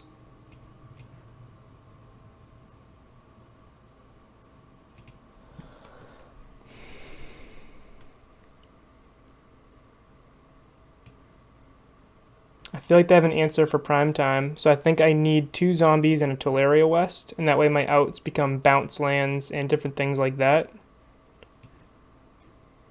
Because County Garden just dies to run in 6 here.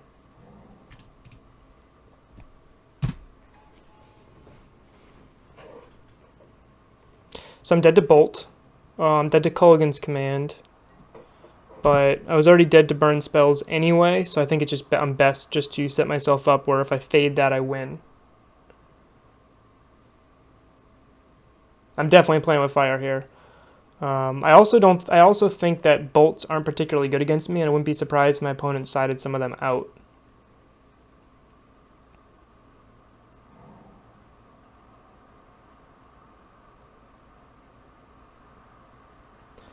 If they have a trophy, I get a 3rd zombie, which is kind of cool. So no matter what if they kill Prime, unless they have a Maelstrom Pulse, which Maelstrom Pulse just kills me straight up, so I'm also dead to that. There's a lot of things I'm dead to at this particular moment. If I can get to my next turn, I think I might be okay here.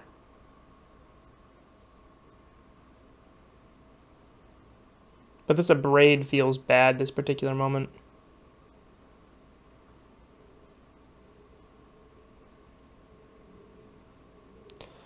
Also feels bad that if they attack with a Tarmogoyf, if I chump with a prime time, they can just run in 6, ping it. So that's something they're probably thinking about this moment.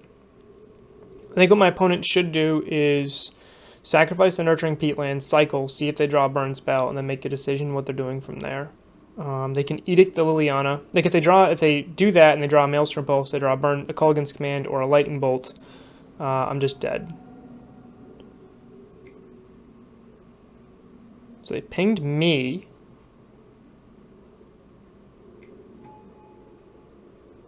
They're gonna ping me again.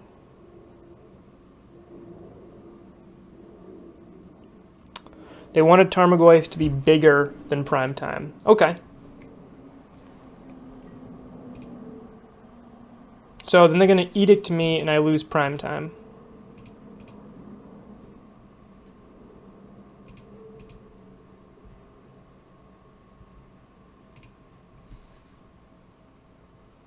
This way at least I get some value out of my prime.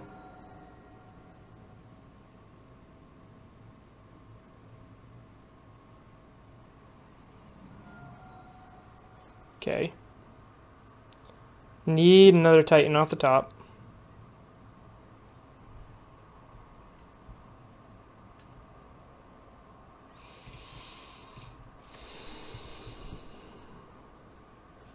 Engineer explosives might be fine. EE on 2 would just wipe my opponent up. 1, 2, 3. No lands I care about. 4.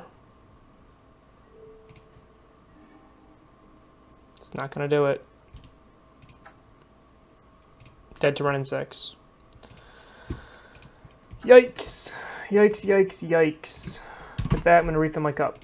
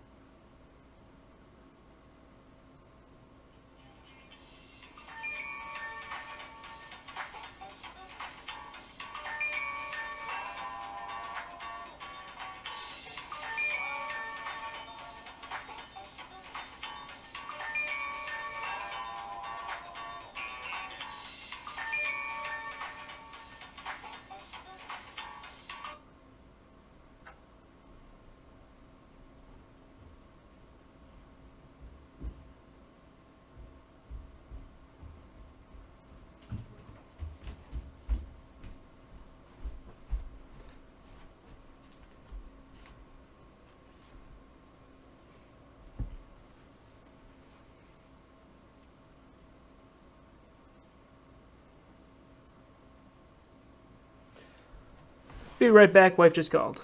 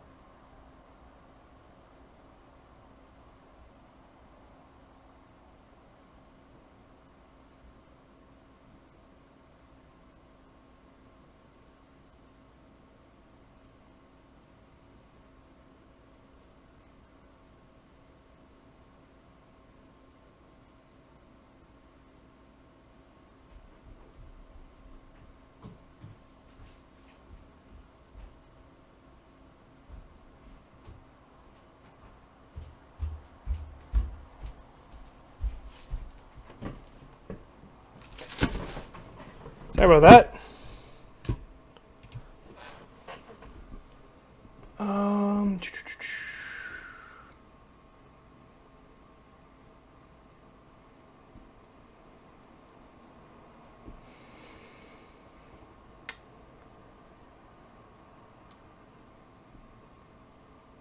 Of course, they scape shift on the top with explore. That stinks, grilled cheese. I I don't feel like I'm favored against Titan Shift when I play Amulet. Like I just don't feel. Just like I never felt like I was favored against Tron until I added Karn. Like I'd hear people say, "Oh yeah, it's such a good matchup," blah blah blah. And I'd play against it and be like, "I got a mulligan for a fast hand." Against Titan Shift, that means if they have Damping Sphere, I lose. Right? Against Tron, it means if they have a turn 3 Karn. Like I just felt like they were more consistently nailing me. Alright, what do I do here? Turn 1 Tolaria West, turn 2 Amulet of Vigor, play my Simic Growth Chamber, bounce it back to my hand, float a green, play a Boreal Grazer, play another Tolaria West. This hand is weird. If I draw an Amulet, it's pretty good. Or if I draw an Azusa, it's pretty good. But I think I'll keep this. If I draw an untapped land, it's pretty good.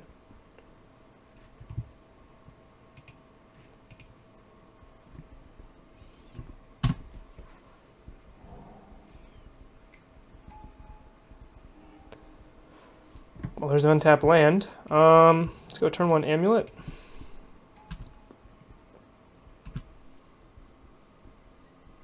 So if I top deck an Amulet, I win.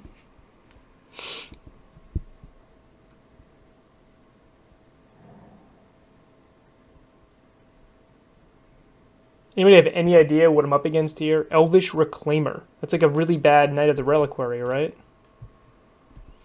I guess it's Knight of the Reliquary that only costs 1. So there's that.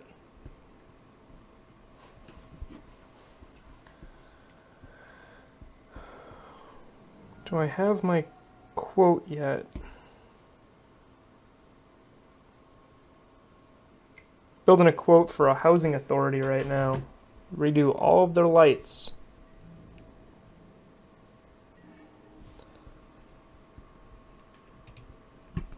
Okay.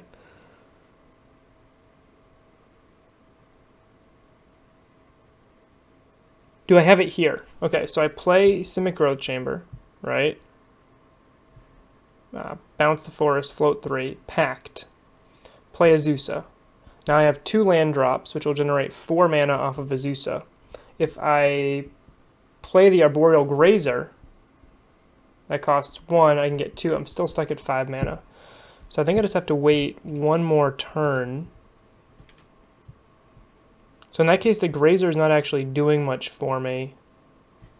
And they're going to have a Ghost Quarter next turn. Maybe I bait out like a bounce land here.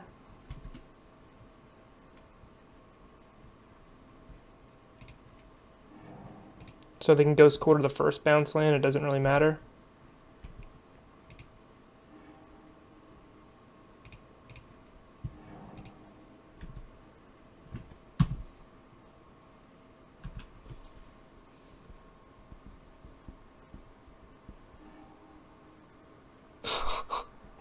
What am I playing against? Okay, so my opponent's got a miracle.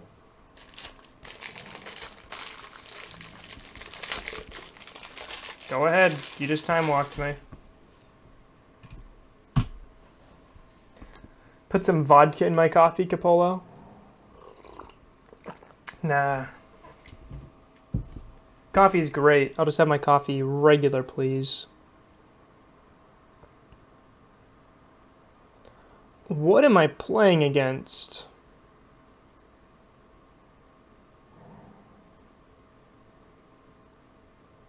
Bant.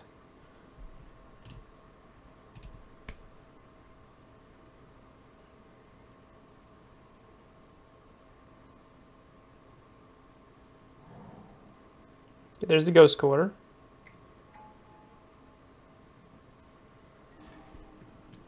Alright.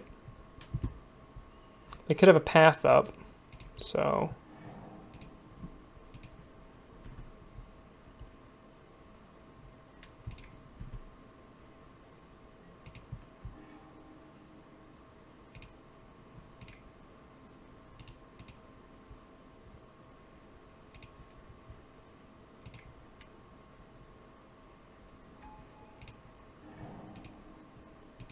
So if they have path, it'll be 1 mana short here.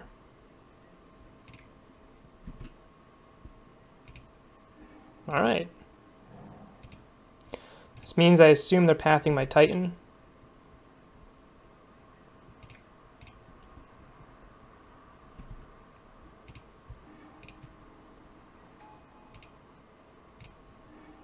Okay, I have another Pact in hand. I see no reason not to run into it. If they have a path, I have a path. They only have 2 cards in hand. If they don't have a path, then I get way ahead.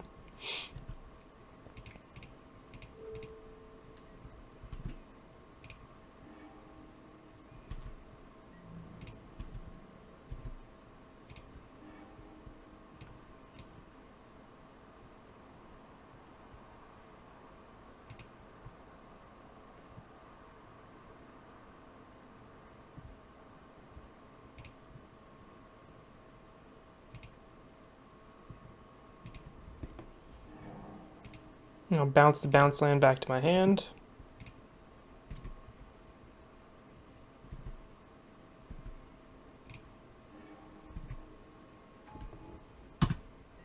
Okay. Still no idea what I'm playing against. Elvish Reclaimer, Temporal Mastery, Ghost Quarter, Flagstones. I mean, I have no idea what I'm playing against here, so.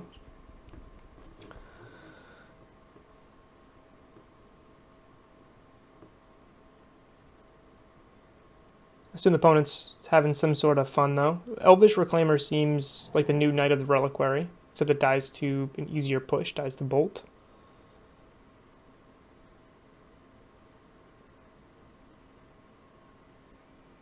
Both Elvish Reclaimer and Knight of the Reliquary, I've talked about it a little bit in the Discord. Time Warp again. Alright, so they have some sort of combo.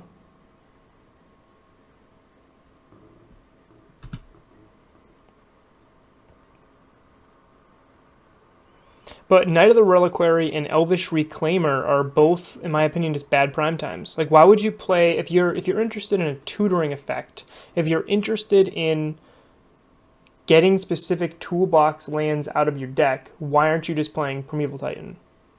Why do you have to, unless, like, if you compare Primetime and Knight of the Reliquary, right? Sure. I have the snow in my hand, so let's get a regular. If you compare them to straight up, right? Knight of the Reliquary costs 3 for a large creature with no evasion. And you have to choose if you are either getting unique lands in play or if you're attacking. You also have to sacrifice lands. It never puts you ahead. Prime Time, on the other hand, you never have to choose if you are putting weird things ahead, right? You never have to choose if you're attacking or getting more lands. And has evasion. Granted, it just costs 3 more mana, can't be cocoed into, and lots of other factors there. But alright, so opponent is running 6, Time Warp. It looks like they want to take a lot of turns. Maybe they're, I don't know what they're on exactly. I assume they have some combo that I'm weak to.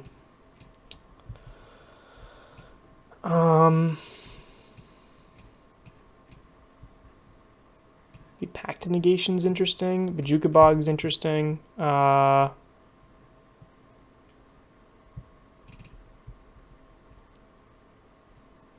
Less interested in Grazer. Grazer's really good if they're going to be bolting or pushing. Actually, they have running 6, so maybe I want the Grazer and I'll cut the Scouts.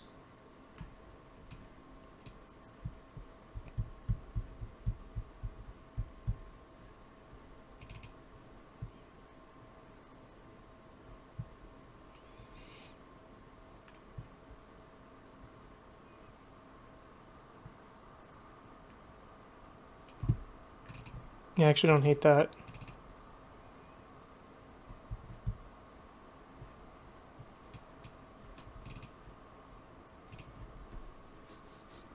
So Rex Sage and a Braid to deal with a Damping Sphere. That seems fine.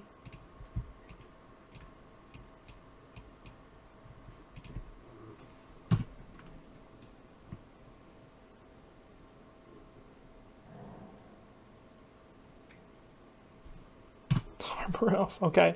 No idea what my opponent's doing here. I'll just put my County Garden, pass, and I still have Once Upon a Time. So next turn I go Once Upon a Time and Stirrings. And then I'm going to go Azusa into Prime Time on 4. That's my plan.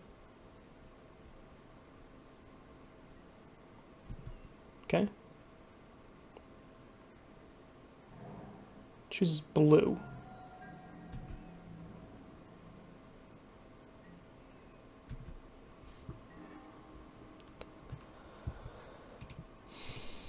If you want to counter something, you can counter this.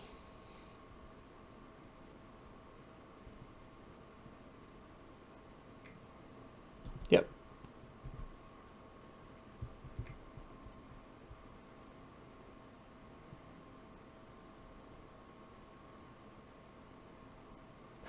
Yeah, I have upkeep stops. Force of Negation Hardcast. Sure. Sure. Let's just grab a Teleria West here. Play it, and then this puts me best spot against Ghost Quarter. And next turn I get an Azusa. I also have my my finger on the 1 button, which is pass, which is basically the OK button. So I don't have to constantly move my mouse over here and click it. I just keep pressing the 1 button when I go through things. I feel like it'd be insane not to do. Okay, so opponent gets another turn. All right. They're down to 2 cards in hand though, so I feel kind of okay, I guess. I have a ton of mana accessible. What costs 7? Wow. All right.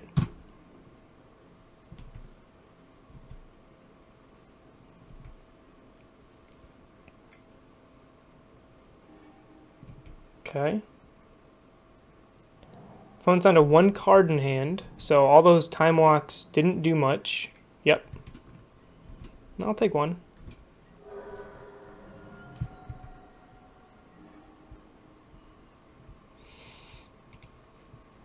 One, two, three. Cast Azusa. Unfortunately, I can't play around a removal spell here, but fortunately my opponent wasn't really... You gonna path? You gonna bolt? What are you gonna do here?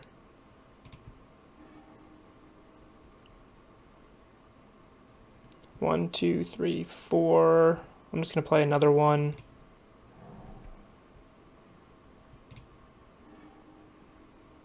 Okay.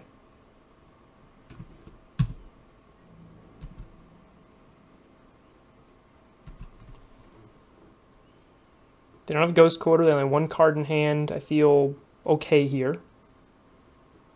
Still just the 1 card in hand. Alright.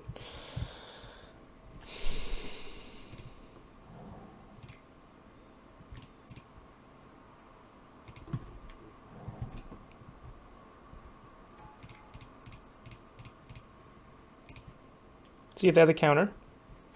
Nope. Okay, so Field of Dead's gonna be pretty good here.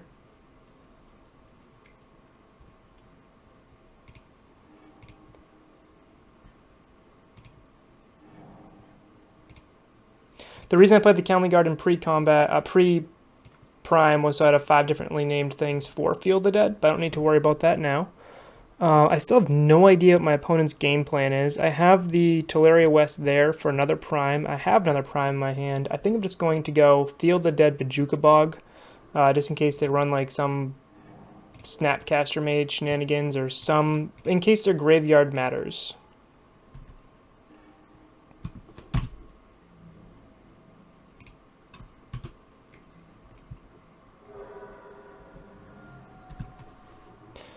So I hit 1 and I hit 6 a lot. Like, I'm just F6 right now. I use stops a lot, but I also use yield all a lot. Like, there's nothing I can do right now. There's nothing I can do. So I'm just going to F6. So grilled cheese, that's how I try to manage that. I used to... I'm still eating up a considerable amount of time in some games, but I'm kind of a little bit more automated through the clicking process now. That's what Devoted Druid and Kitchen Finks decks will do to you.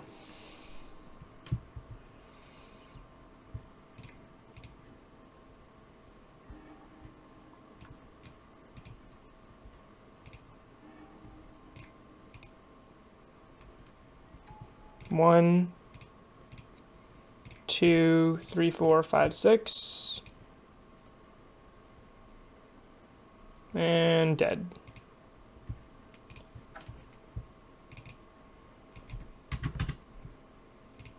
Okay. Alright, let's... Man.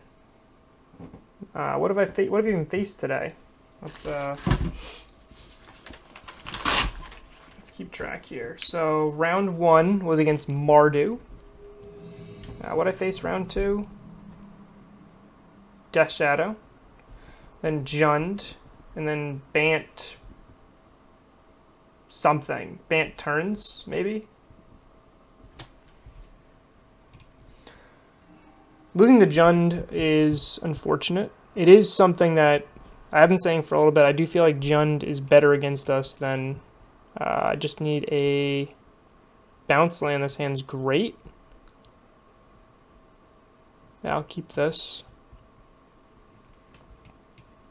I don't like the Slayer's Stronghold in hand, but a bounce land makes this hand pretty good. On the play.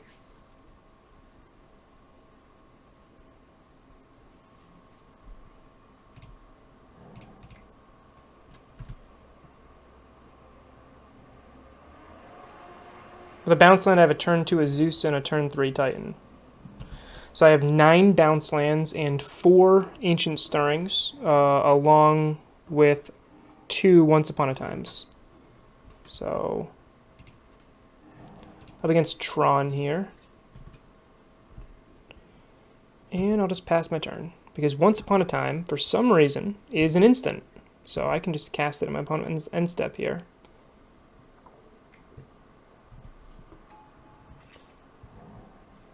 Okay. Ooh, no bounce land. That is rough. That is rough. I need land.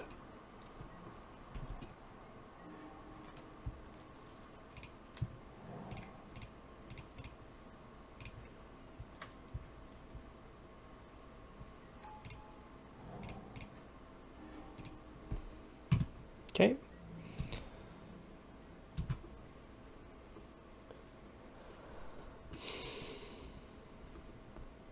So opponent not having the turn 1 map makes me feel like they do have natural Tron here.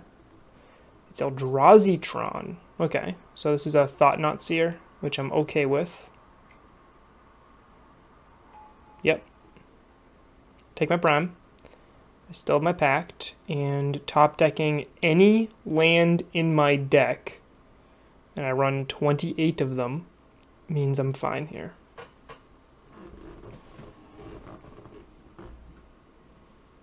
That's not a land. That deck is not a land. But it is something that can win me the game in a turn or 2. What do I do here? So if my opponent has another land, they get a Reality Smasher. Reality Smasher is something I'm not blocking.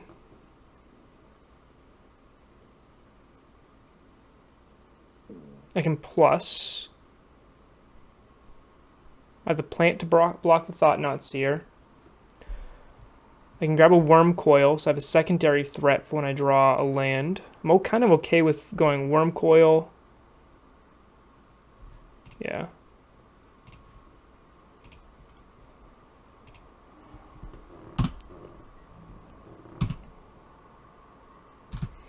Don't need it, but this way I'm safe against another Thought-Knot Seer. With the Reality Smasher off the top, Karn was dying anyway, So I'm not really, I'd rather get some value out of him.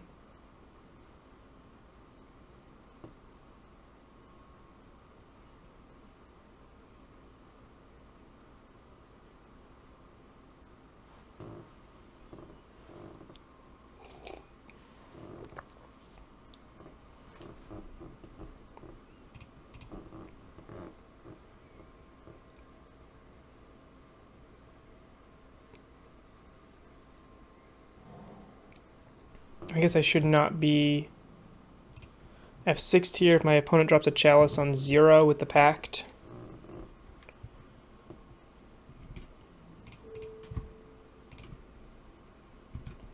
Opponent's got a ton of mana here, and they're passing land. Beautiful.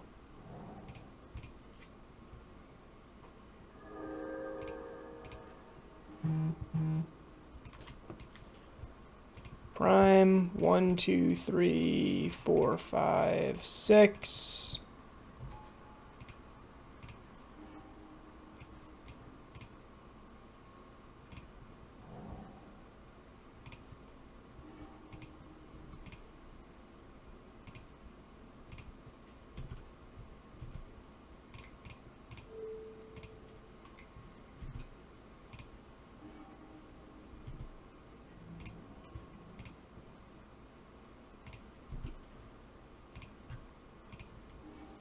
I think they have a Walking Ballista in hand.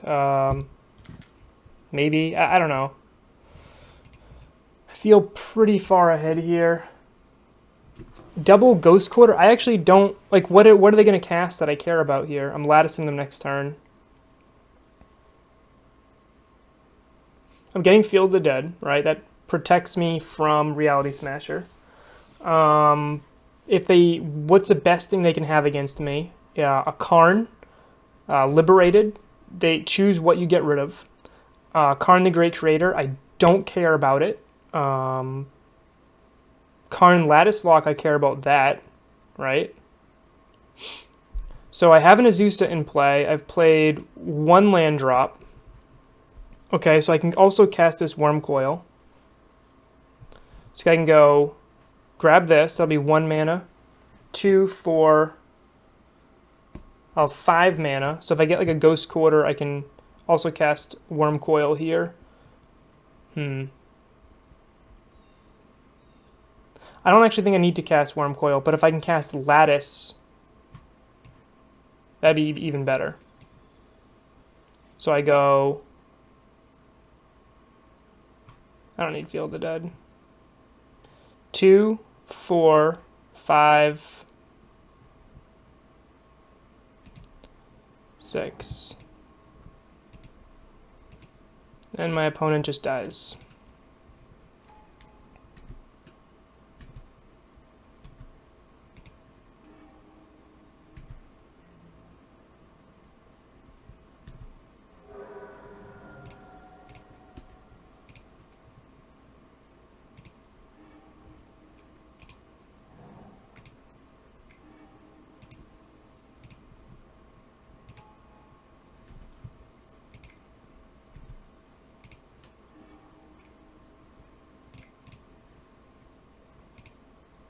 It's 5, this will be 6 mana.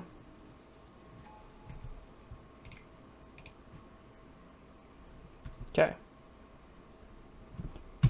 We win.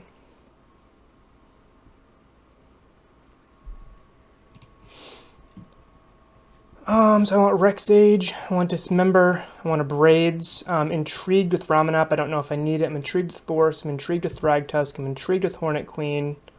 I'm intrigued with Pact of Negation, things I don't care about.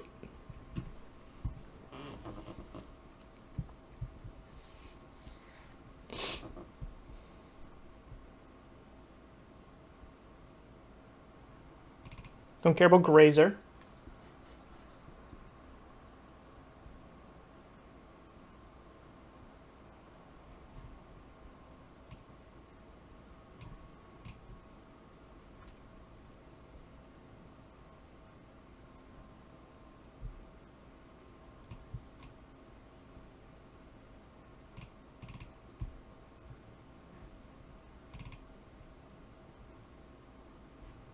Ballista's real bad here. EE's probably pretty bad here.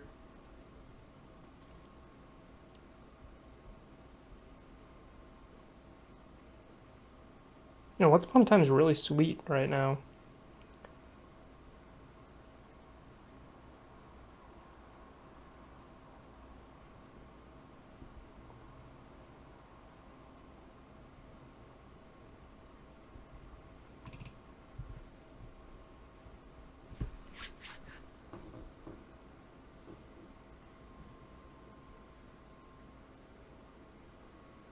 I don't know if I need Force of Vigor with the 2 of Braids. I do like the 2 for 1, so Force of Vigor can hit like a bridge and something, which I kind of like.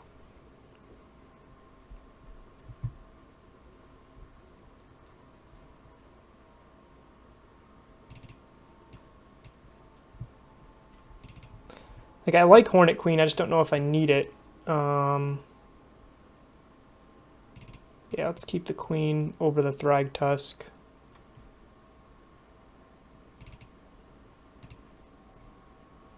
And cut a Stirrings against a Chalice deck.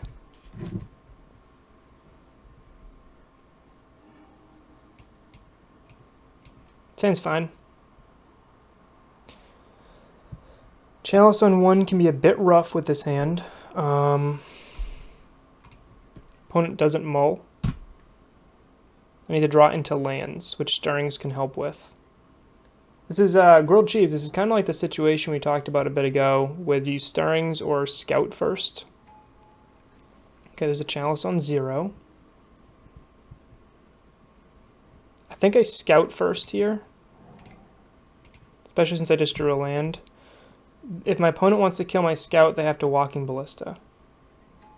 If they have another Chalice, because they Chalice on 1, I doubt they have a second Chalice. It's just less likely that they have 2 Chalices. Okay, that's fine.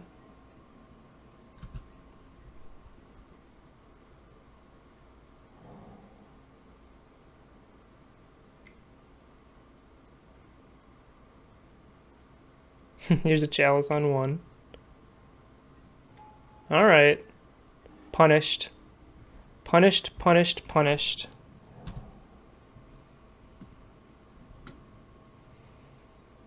I do have Karn to get rid of them, so I can buy myself a little bit of time here.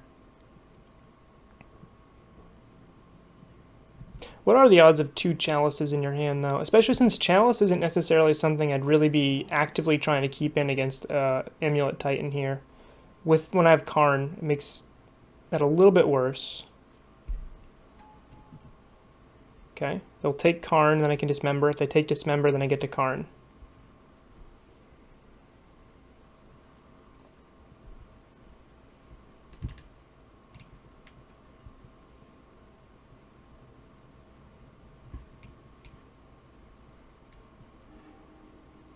Okay.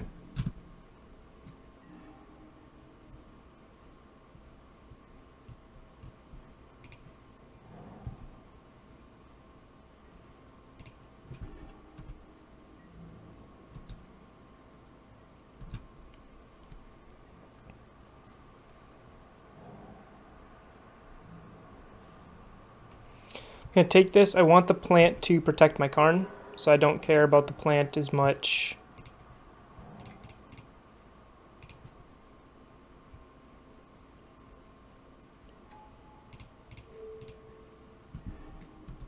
Okay. Karn is actually a decent draw. Best possible draw is I draw more land into another Titan.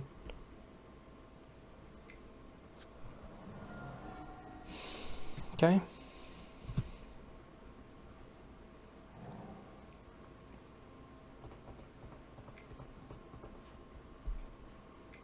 Smasher be rough off the top. Okay. Kind of have to kill my Karn, though.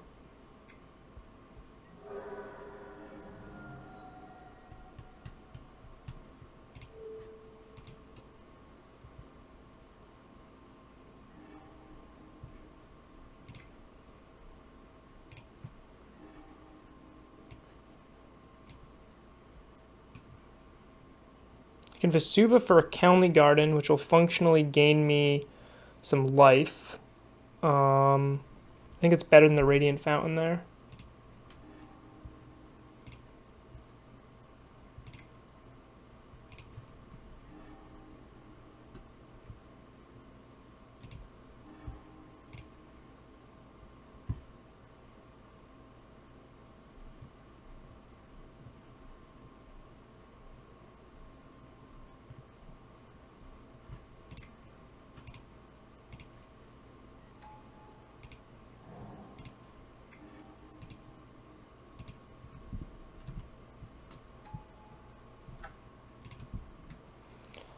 Put myself in a spot where next turn, if they don't kill Karn, I get to Wormcoil. If they do kill Karn, I get to play another Karn, grab Wormcoil, and I buy myself some time.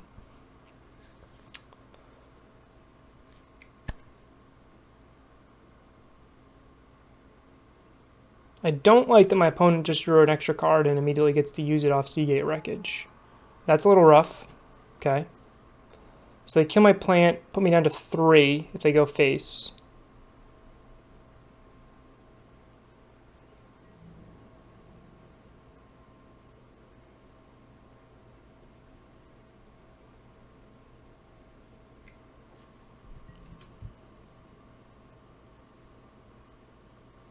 Yeah, that's fine.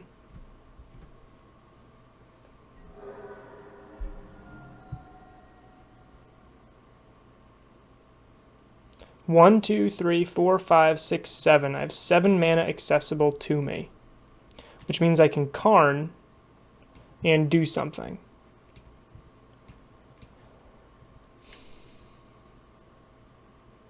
I can Teleria West. 1, 2, 3, 4, 5, 6, 7. And grab a 4 CMC threat. My opponent's tapped out, so I can place them at Growth Chamber. Don't have the extra blue, so I can't do that. I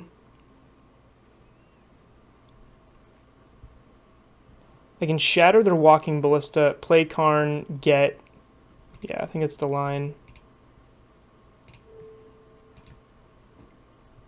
Play Karn, get Wormcoil. I'm just dead here.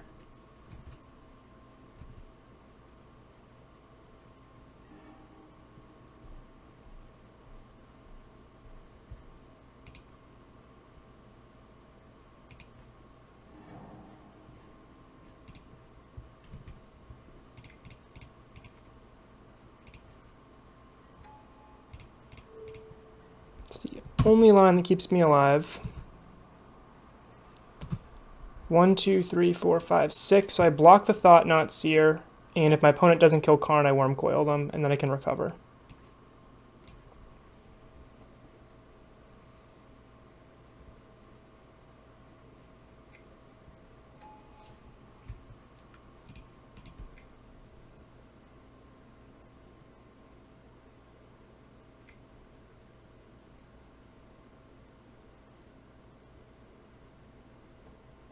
Opponent's trying to crack the Mind Stone.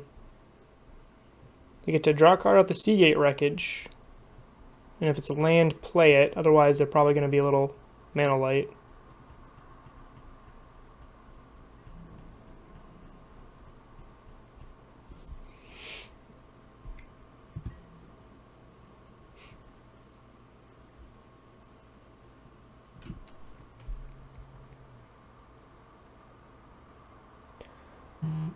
I think what I do here is block the Reality Smasher, put Karn down to 4 will trample over, Karn will go down to 2, and I still get the Wormcoil.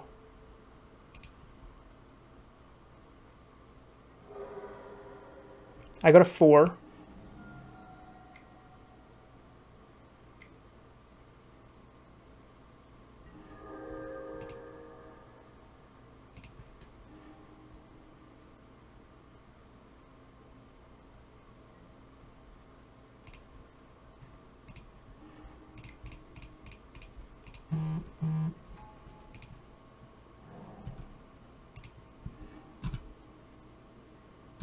Okay. Dead to a lot of things.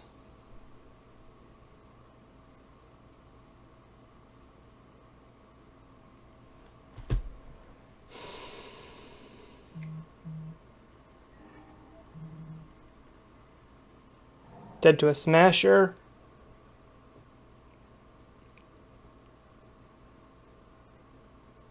Actually, really just dead to a Smasher or a Ballista at this point, right? 1, 2, 3. No, not even dead to a Ballista.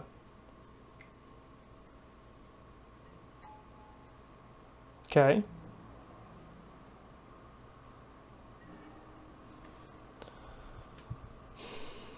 One, two, three, four, five, six, seven. I want to put myself in a spot where I can get a Titan next turn if possible. Well, it is possible, but if that's the best line. My opponent attacks right now. I go up to 10, eat the Smasher, and then I fall down to 3. So I'm in an okay spot with that considered. I can always abrade the Shaper if I need to. I can drop a Karn, 1, 2, 3, 4, and grab like a little Ballista and hold up a Braid.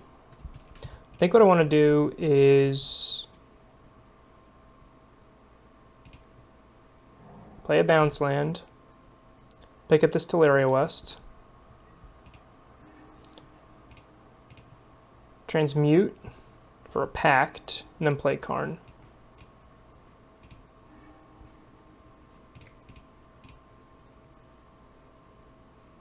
Do I care about... I think I play Karn just to sit on Karn for a bit.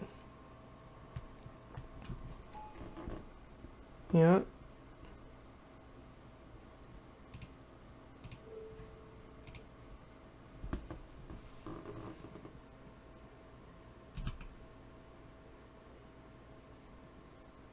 I'm in an okay spot here.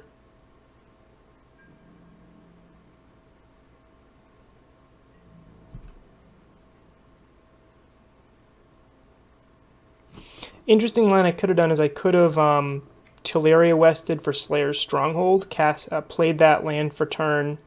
Actually, I couldn't because I already played land for turn. Never mind. I was thinking if I put if I put Slayer's Stronghold down, I could always have attacked with the Worm Coil and still had it as a blocker because I need Worm Coil as a blocker to not die.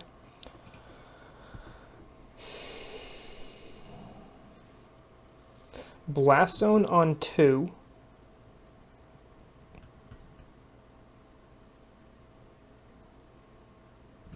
Yep. Locked into that one.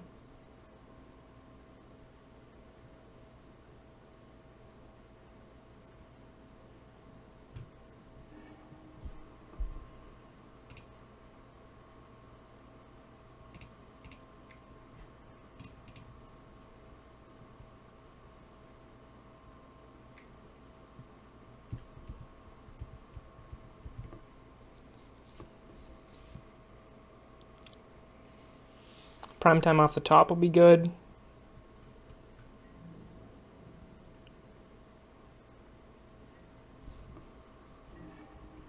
It's not a prime time. So I can lattice my opponent in force action. I can get a Ballista. So I get Ballista. I have 1, 2, 3, 4, 5, 6, 7, 8. I can make a 4/4 Ballista, which is actually not bad.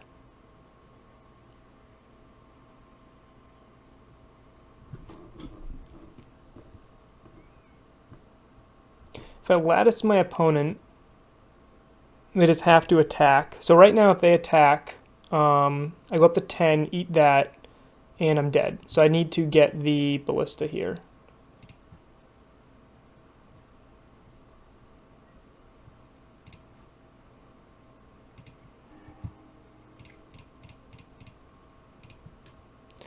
And then I'll play the Suva on County Garden.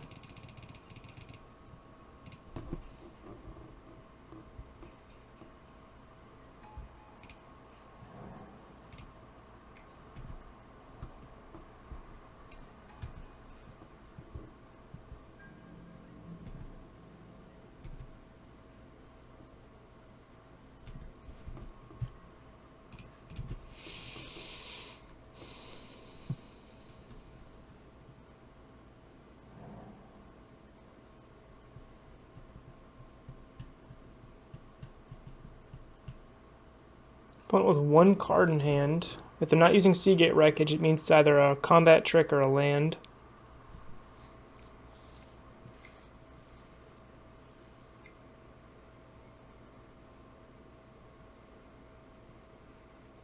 Endbringer would be rough. All is dust.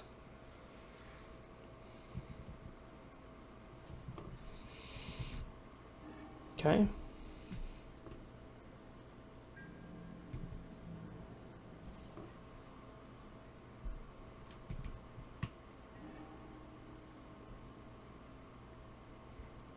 One, two, three, four, five, six, seven, eight, nine. I have 9 available mana. I can...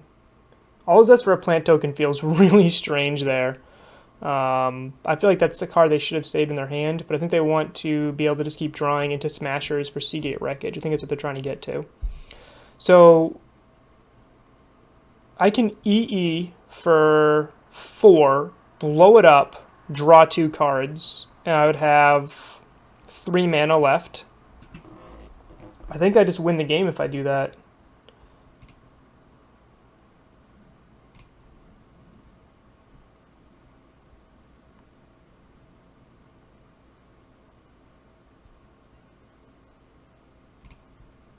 Alternatively, if I lattice and play Azusa, right?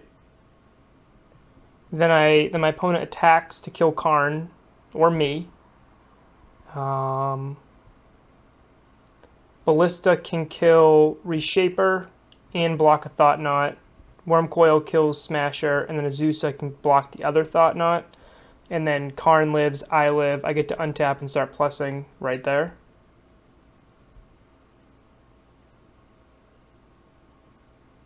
But I really like this EE line. I don't think my opponent can really come back from it. 1, 2, 3, 4.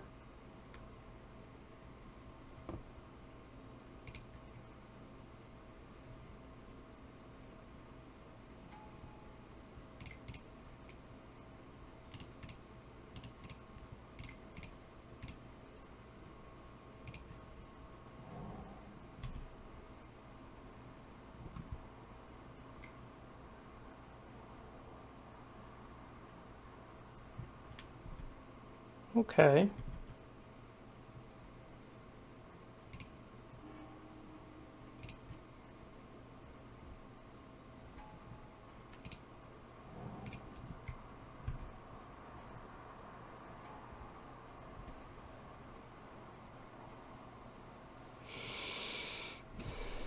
So I have plenty of blockers now.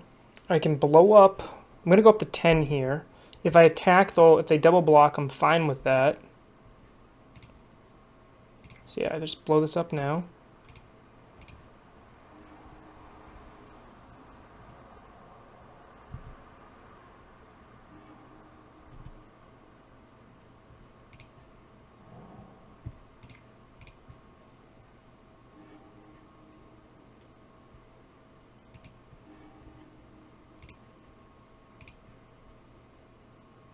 I thought I had 1 land left. I guess I miscounted there. I'm going to go to 10 here. If they double block, I think I'm still fine. I can always kill the Reshaper even if they do double block. I just don't see how my opponent can come back from this.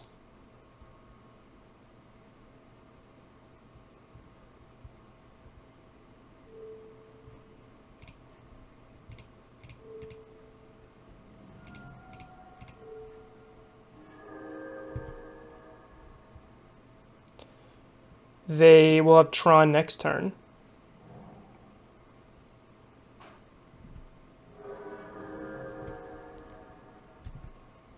With 2 draw steps, functionally.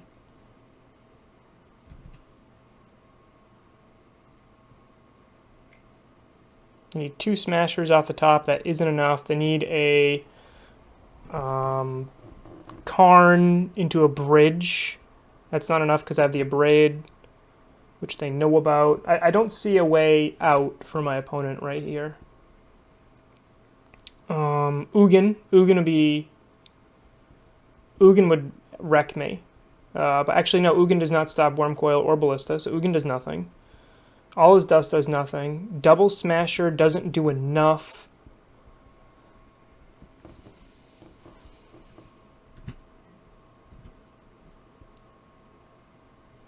Ballista might be an out for my opponent.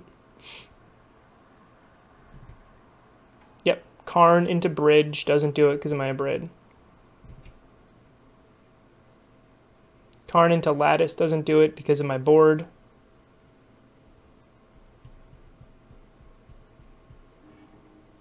Yep.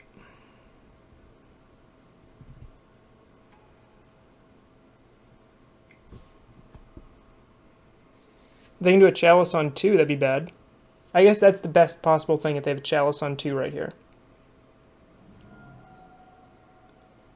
Dismember my Azusa. Sure. So I think they're just dead here.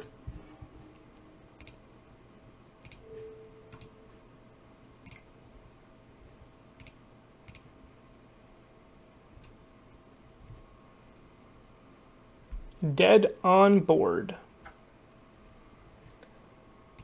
Okay, we finished 3-2.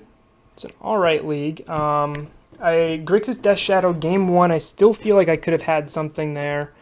Against Jund, I definitely just got a little Junded out. Not playing a Titan until turn 6 certainly hurt. Not having Obstinate Baloth in my sideboard hurt, but I still like Thragtusk a little bit more right now. I mean, it could be correct to play the Baloth over the Thragtusk. My overall feelings on Once Upon a Time, I liked it. I liked having the extra cantrip. I thought it was cute the way I could play around certain spots. I do not think cutting an EE was correct. I lost a game against somebody. Oh, sorry. I have the wrong deck up there. I have to fix that. Welcome, Mexerin. This is the deck list here.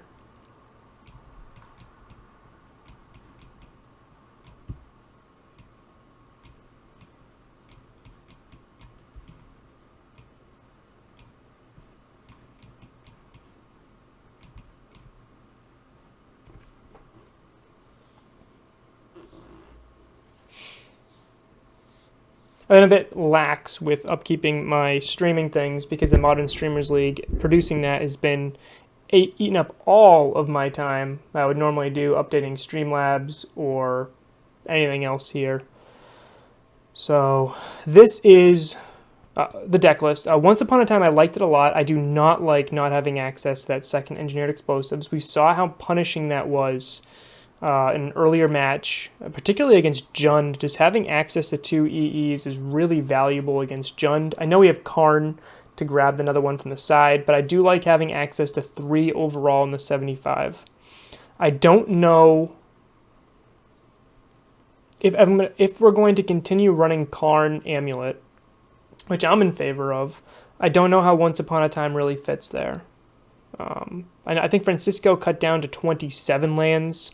I still want lands. I know Once Upon a Time is like extra Ancient Stirrings, extra cantrips. It digs for more lands. I like that. But if you notice any of the games I really lost here, it was because I didn't have enough lands. So I do like Once Upon a Time as a cantrip. I want to test a version with 4 Once Upon a Time. That, however, will not be running with Karn as well. There's no reason that you don't have room to run Karn and Once Upon a Time. Now, I really like the idea of 4 Once Upon a Time, 0 Karn, and maybe something like a Hornet Queen main. Kind of like the old school lists.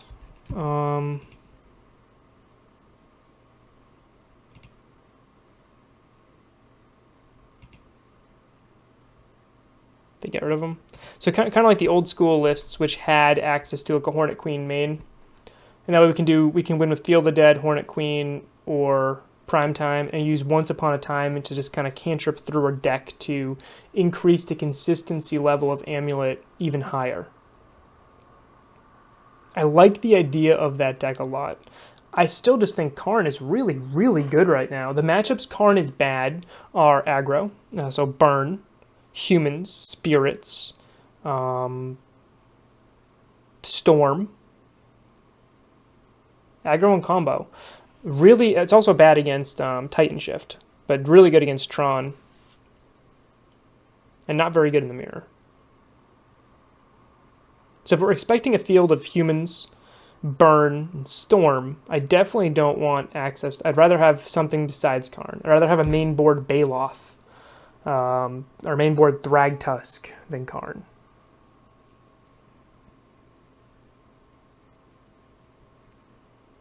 So overall, I liked Once Upon a Time. I think it was a pretty neat little thing. I'm interested in doing one more match, not another league,